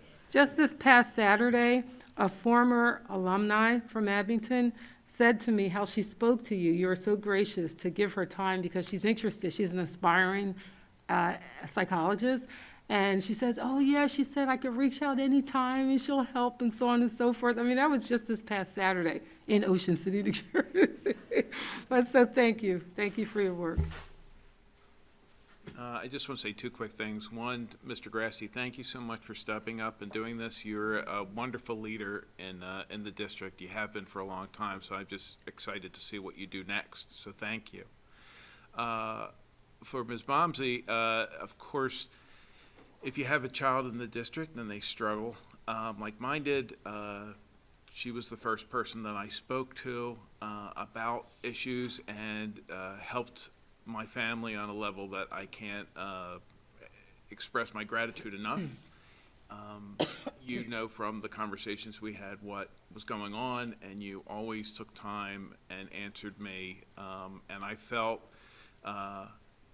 privileged to be able to talk to you and get those answers. On the same token, I know that you are very private and you live your own life and you have your own struggles, as we all do, but if everybody knew, you the way I do, I think that they would be even more heartbroken to see you go because of your compassion and love for the children of this district and support of the people who run this district and the teachers. That I can't say I've ever met anybody who is more real than you are. You're just a genuine, authentic person and an angel for those of us who needed you. So thank you for what you're doing, what you've done, and I can only say that I will be, when I leave the board, at least I don't have to wonder what you're up to, because I'll be able to talk to you as just a normal person and reach out and say, what's your life like now? I think that you have a great next path ahead of you, but thank you for all you've done. if I could just congratulate Coach Grassi, congratulations on your promotion, as Oric would say, hey. Thank you. Any others? I'll start with Mr. Grasty. Congratulations on your appointment to serve. I thoroughly enjoyed visiting your class during the learning walk where our students shared their presentations. They interviewed famous people. It takes boldness to call famous people and ask to interview them. But I love how they commanded that. So great job, and I know you're going to do great work holding down this position. Congratulations. Ms. Bomsey. I've never called you this out loud, but in my mind, before starting the board, I recognized you to be the money lady. You were, and the amount of the grant sizes were always big, and I was always impressed because I don't have that skill. I'm like, maybe I can learn that from her. But you're much more than that. You are beautiful inside and out, and I will tell you, after 30 years, you deserve it.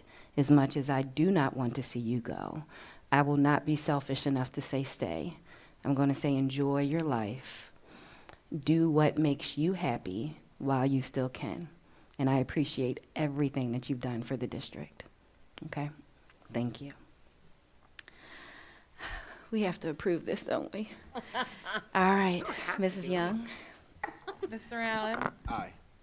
Ms. Frazier? Aye. Mr. Kay? Aye. Dr. Mallory? Aye. Mrs. Glasser? Aye. Ms. Fazy? Aye. Dr. Kleiman? Aye. Mrs. Brown? Aye. Ayes have it and motion passes. Mr. Allen, can you please read the recommendation for approval of the financial report? Yes, Madam President, as the recommended action that the Board of School Directors approves the financial report for period ending April 30th, 2023, as reflected in addendum number 7.1. Second. We have a second, Dr. Fetcher. Thank you, Ms. Brown. I'm going to ask Mr. Vittoria to please review the financial report. Thank you, Dr. Fetcher. As of April 30, we received $151.7 million of revenue, which is 90% of the $168.5 million revenue budget. Last year through April, we received $143.9 million of revenue, which was 88.2% of the budget. Revenue collections are $7.8 million ahead of last year. Year to date, we have expended $136.9 million of our $180.9 million expense budget, which equates to 75.7%.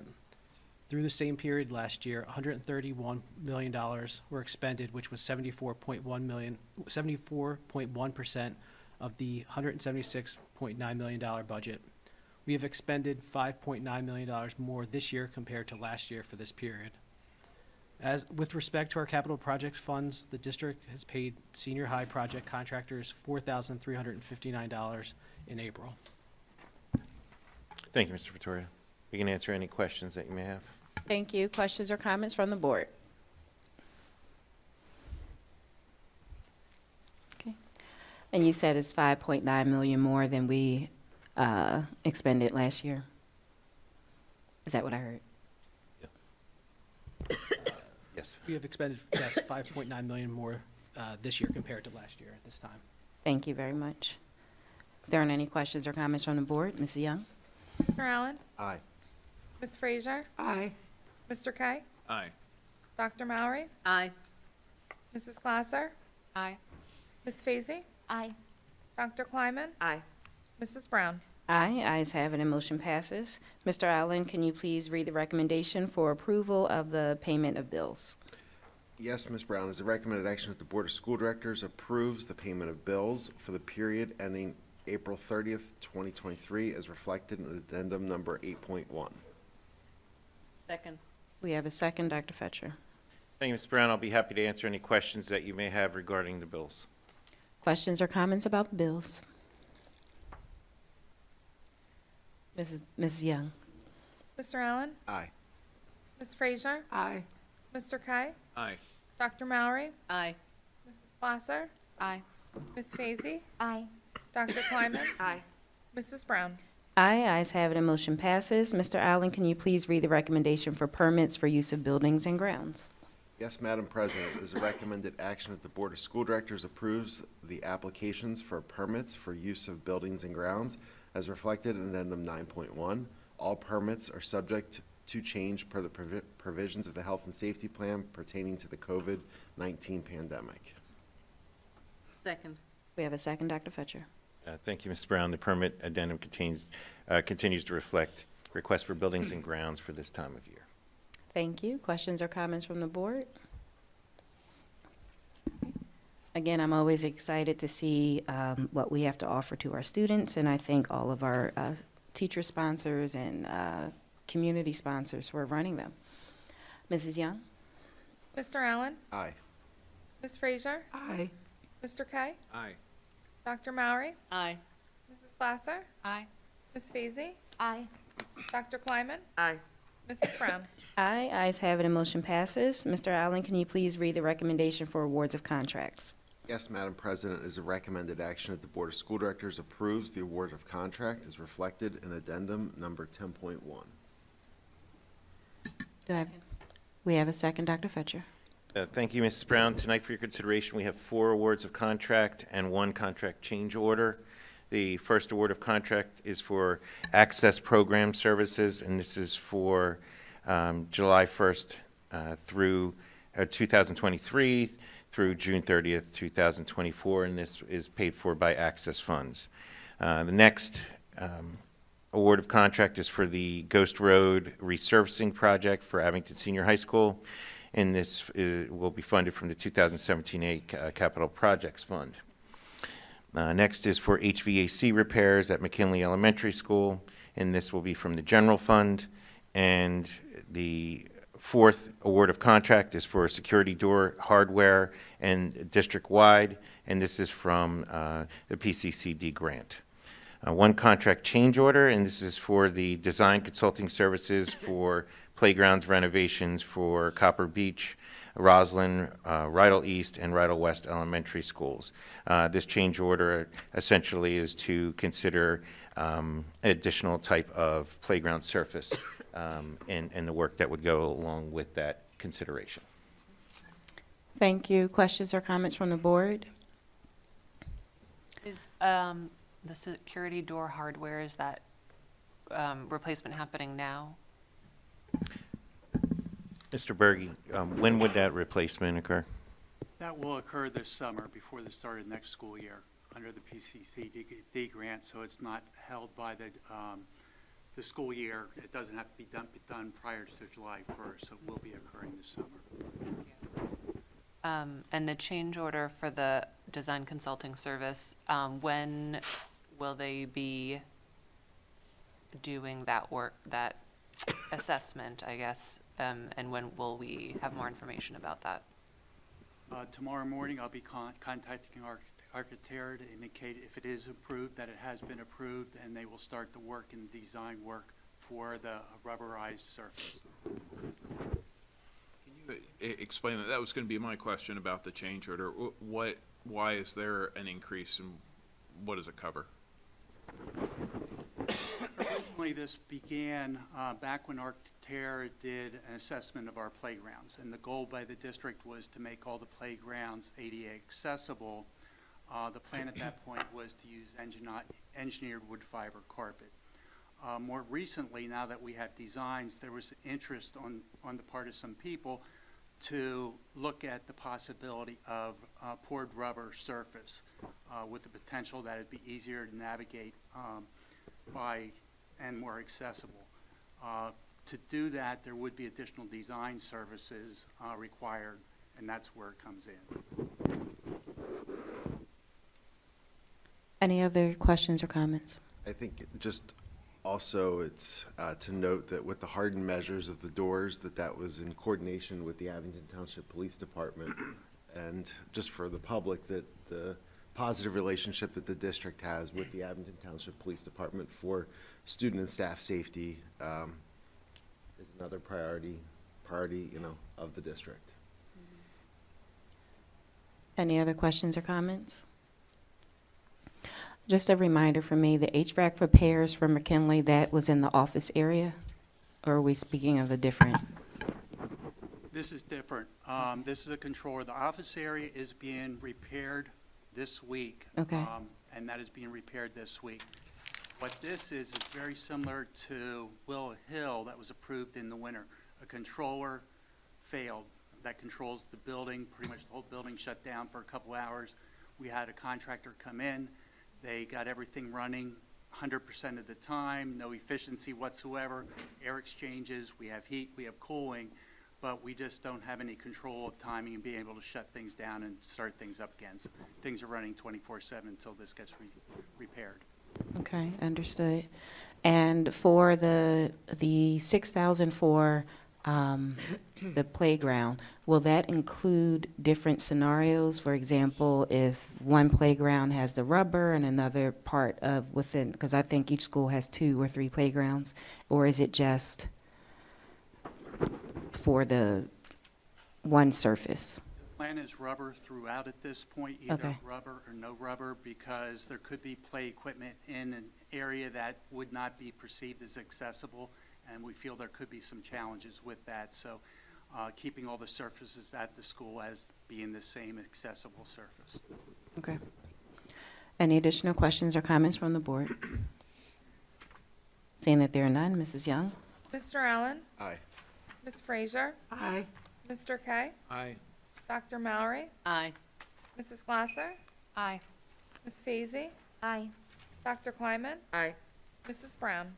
Aye, ayes have it, and motion passes. Mr. Allen, can you please read the recommendation for instructional materials adoption? Yes, Madam President. It is recommended action of the Board of School Directors in accordance with Sections 508 and 803 of the Pennsylvania School Code, adopt new textbooks and/or instructional programs for the subjects, courses, and levels reflected in Addendum Number 11.1. Second. We have a second. Dr. Fetcher? Thank you, Ms. Brown. We presented this evening during our orientation the instructional materials adoption. Dr. Butts and her team and I can answer any further questions that you may have. Any additional questions or comments from the board? Mrs. Young? Mr. Allen? Aye. Ms. Frazier? Aye. Mr. Kay? Aye. Dr. Mallory? Abstain. Mrs. Glasser? Aye. Ms. Fazy? Aye. Dr. Kleiman? Aye. Mrs. Brown? Aye, ayes have it, and motion passes. Mr. Allen, can you please read the recommendation for IDEA pass-through funds agreement and notice of adoption of policies Yes, and Madam. procedures? Absolutely, Madam President. It is recommended action of the Board of School Directors authorizes the superintendent to enter into the use of funds agreement with the Montgomery County Intermediate Unit Number 23 for the IDEA funds for the period July 1, 2023 through June 30th, 2024, and adopt the Montgomery County Intermediate Unit's policies, procedures, and use of funds under federal requirements of 34 CFR Part 300, which fulfill the requirements of 22 PA Code, Chapter 14, and the regulations of Individuals with Disabilities Act, Part B. Is that it? Yeah, I know. Second. We have a second. Dr. Fetcher? Thank you. Nice job. I'm going to ask Ms. Capitolo if you could please review this item. Sure thing. Thank you, Dr. Fetcher. So what that means in English is that the Abington School District's going to receive approximately $1.1 million in IDEA funds from MCIU. Those funds come directly from the federal government. They literally pass through our IU. The funds are used to pay for a wide variety of special education services and supports, teacher salaries and benefits. We use it for extended school year, professional development, technology, and various other supplies and supports.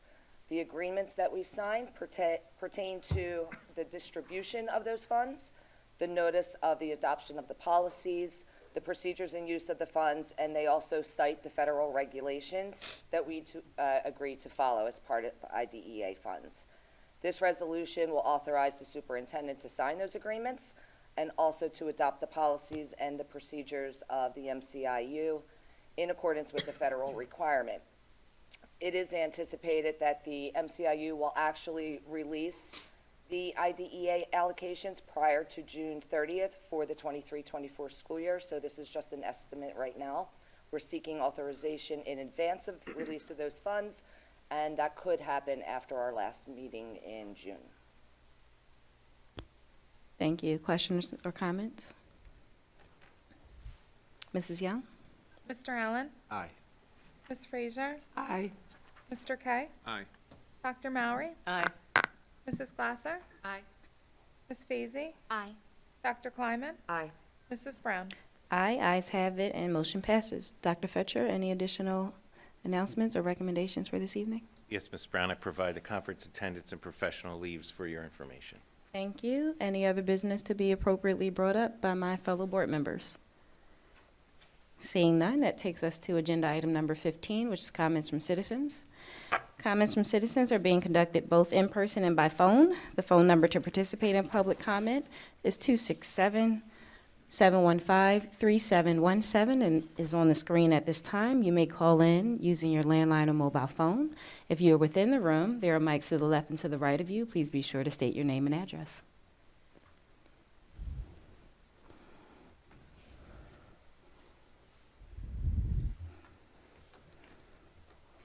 Evening, ladies and gentlemen. Joe Rooney.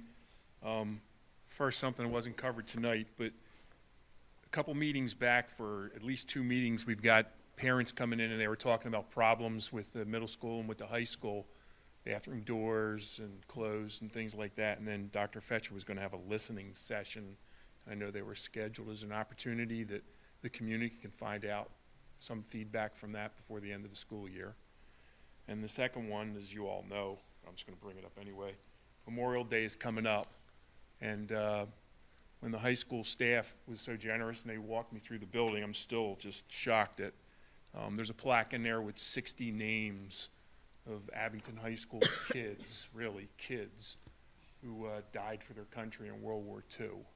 And I don't know if there is anything, but it would be awesome if my own kids, whatever, could be reminded of that, because I have no idea what the population of Abington was then. It's probably half of what we are right now, and the idea that not 60 from 1 year, obviously, but over, say, a 5 or 6 year span, they died for our country. And with that history lesson, just real quick, what I consider one of the poetries of America was after the Civil War, our great and glorious history. General John Logan put out General Order Number 11 for the first Memorial Day in 1868 in just 3 sentences. This was to the Grand Army of the Republic. He said, "Decorate the graves of comrades who died in defense of their country during the late rebellion and whose bodies now lie in almost every city, village, and hamlet, churchyard in the land, including Abington." Okay? It says, "We should guard their graves with sacred vigilance." And then one last sentence says, "Let us raise above them the dear old flag they saved from dishonor." So I recognize a name or two from growing up here on this, but whoever they were, God bless them and their poor families and their unbelievable sacrifice, and they honor us all today. So thank you. Thank you for your voice.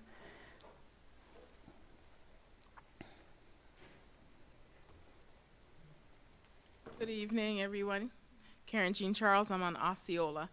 I just have a question around the, I got an email this week around the culture survey that's going to be sent out to the kids, and the sense of belonging, all that. So I'm looking, I'm reading through the list of questions that the kids are going to be asking, and I don't necessarily see anything specific around the bullying issue, right? So the questions, and I'm not a psychologist, so maybe there's some, reason for that. But how are we assessing the depth of the extent to which the bullying is happening in the school? Because to me, if this survey, I mean, we might have some numbers, but I'm not getting the pervasiveness of the problem from just looking at the questions on the survey. So I'd like to see how that is tabulated. Okay. Thank you for your voice. Mr. Letts, I believe we have a caller on the line. Yes, the next citizen for public comment is phone number ending in 9011. Please state your full name and address. My name is Eileen Denton, and I live at 1978 Moorman Road. And I'm calling because at the table talk meetings last week, one of the suggestions that came up was that the school board adds an item to the agenda to address bullying and school climate at each school board meeting. Dr. Fetcher explained that, this is not his board and that it is up to all of you to make the decision to do that.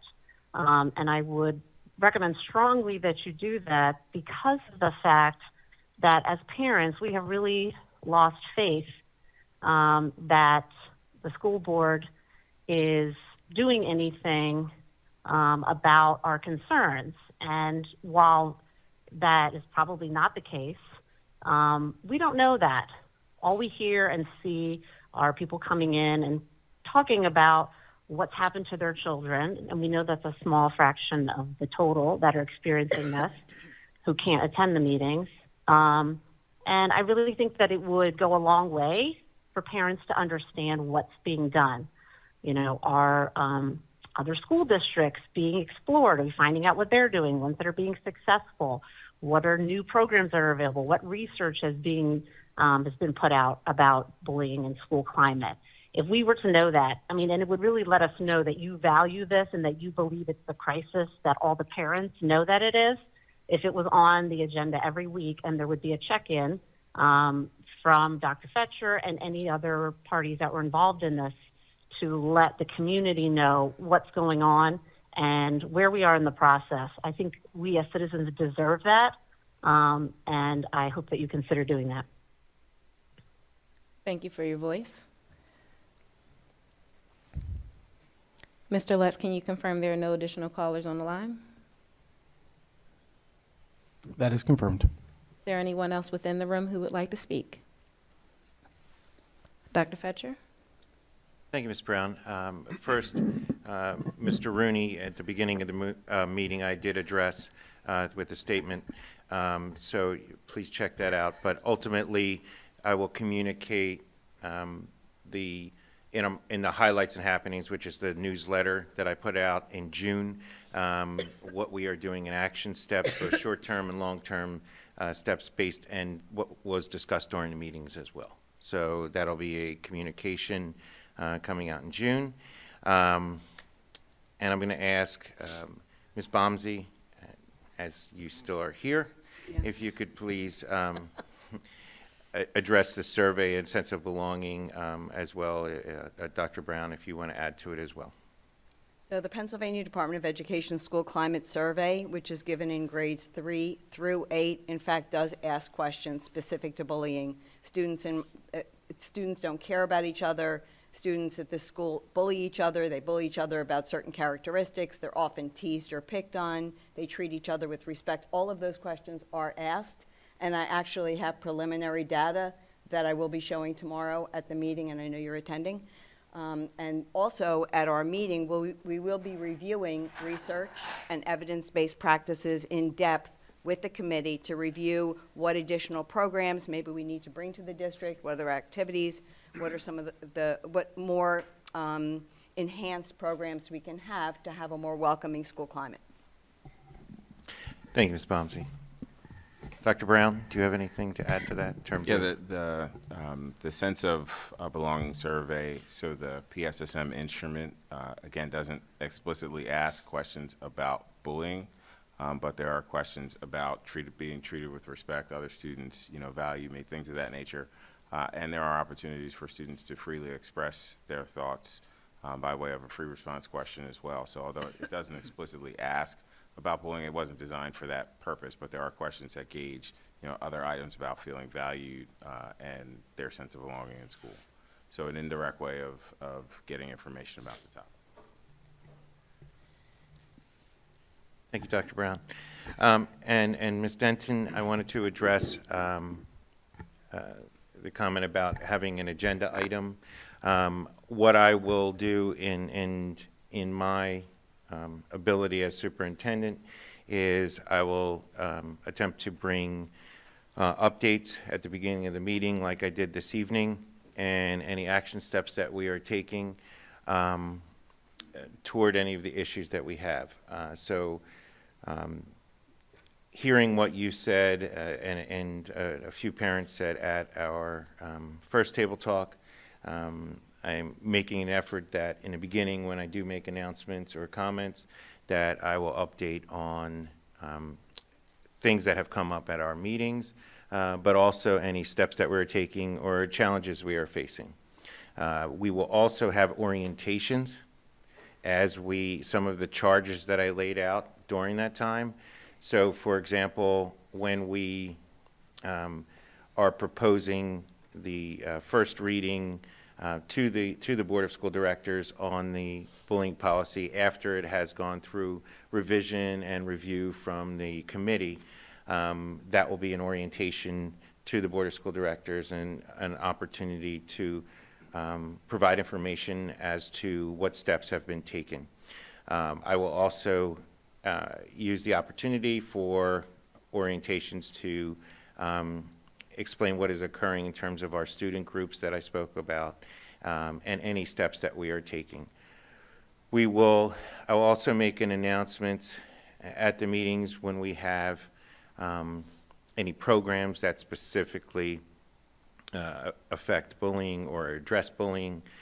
For example, if we have school-wide assemblies and/or discussion groups, things of that nature, I'll ensure that at the beginning of the meeting I kind of give an update on that, as well as other pertinent information for the district. Thank you. That takes us to closing comments from my fellow board members. Mr. Allen? I just want to underscore the recognition of the innovative instruction program that was before the board meeting that the board was invited to, and families and students. It was a window into the classrooms of the culture of innovation that is promoted here. The enthusiasm of the students talking about what they were learning and what projects and tools that they were working on was incredible. I think this was the culminating event, I would assume, of this committee, because I was there when Mr. Lutz and Dr. Butts started it.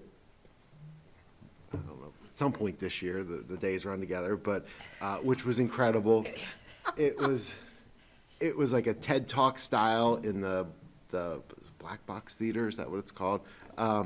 It was really remarkable. I was impressed at that as the first event, and then today being the culminating experience, it was really enjoyable. So I think I just got lost in the business of the start of this and didn't acknowledge that explicitly, but I know it was acknowledged by others.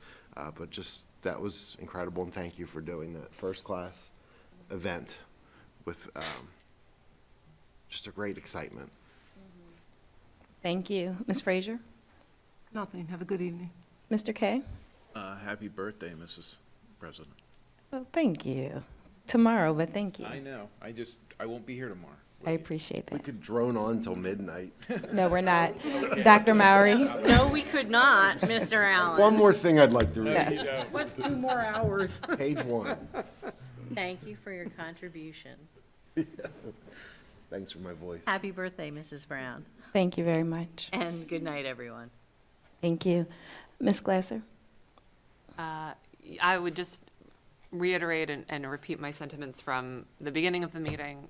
I truly appreciate the opportunity to have the table talks last week. I thought that was a really useful 2 hours to hear from other families in the district, to understand a little bit more exactly the challenges and the struggles that people are facing and opportunities to address those things. I appreciate that Dr. Fetcher has allowed us that opportunity, and also to his remarks tonight that he's going to make it a point to report out more frequently and consistently about what is happening regarding the concerns that have been brought up. I think that level of communication is very necessary and important in establishing trust and also just establishing the things that we're doing that are working and the things that we're doing that can be better and will be improved. So I look forward to continuing to hear about that, hear what's being done, attend the bullying committee tomorrow and the table talks for the elementary next week. Thank you. Ms. Swayze? I also want to echo what Ms. Glasser just said about the table talks. I look forward to the upcoming one with the elementary schools. I'm really, really glad that we're talking more about this. And I just want to leave with a thought, because this is something I've thought about with my own children and with working with children. And it's that children are influenced by the people that love them. So think about how we are influencing our kids. Thank you. Dr. Kleiman? Nothing, thank you. Dr. Fetcher? I just want to make an announcement to all of the fifth graders who are watching this evening in their homes that I'm excited for Community Day tomorrow. Oh, yeah. And it is a great opportunity for all the 7 elementary schools to come together and prepare for that middle school experience. So we're excited, and it's always fun. I will not be participating in a tug of war this year. Maybe next year I'll come back, and I will win next year, Mr. File. I got you, and I have extra parts right now in my arm to help me beat you in the tug of war. So, thank you, Thank you. and happy birthday. Thank you. As the mother of many children, including a fifth grader, he is very excited about tomorrow. Everyone have a great night. This meeting is adjourned.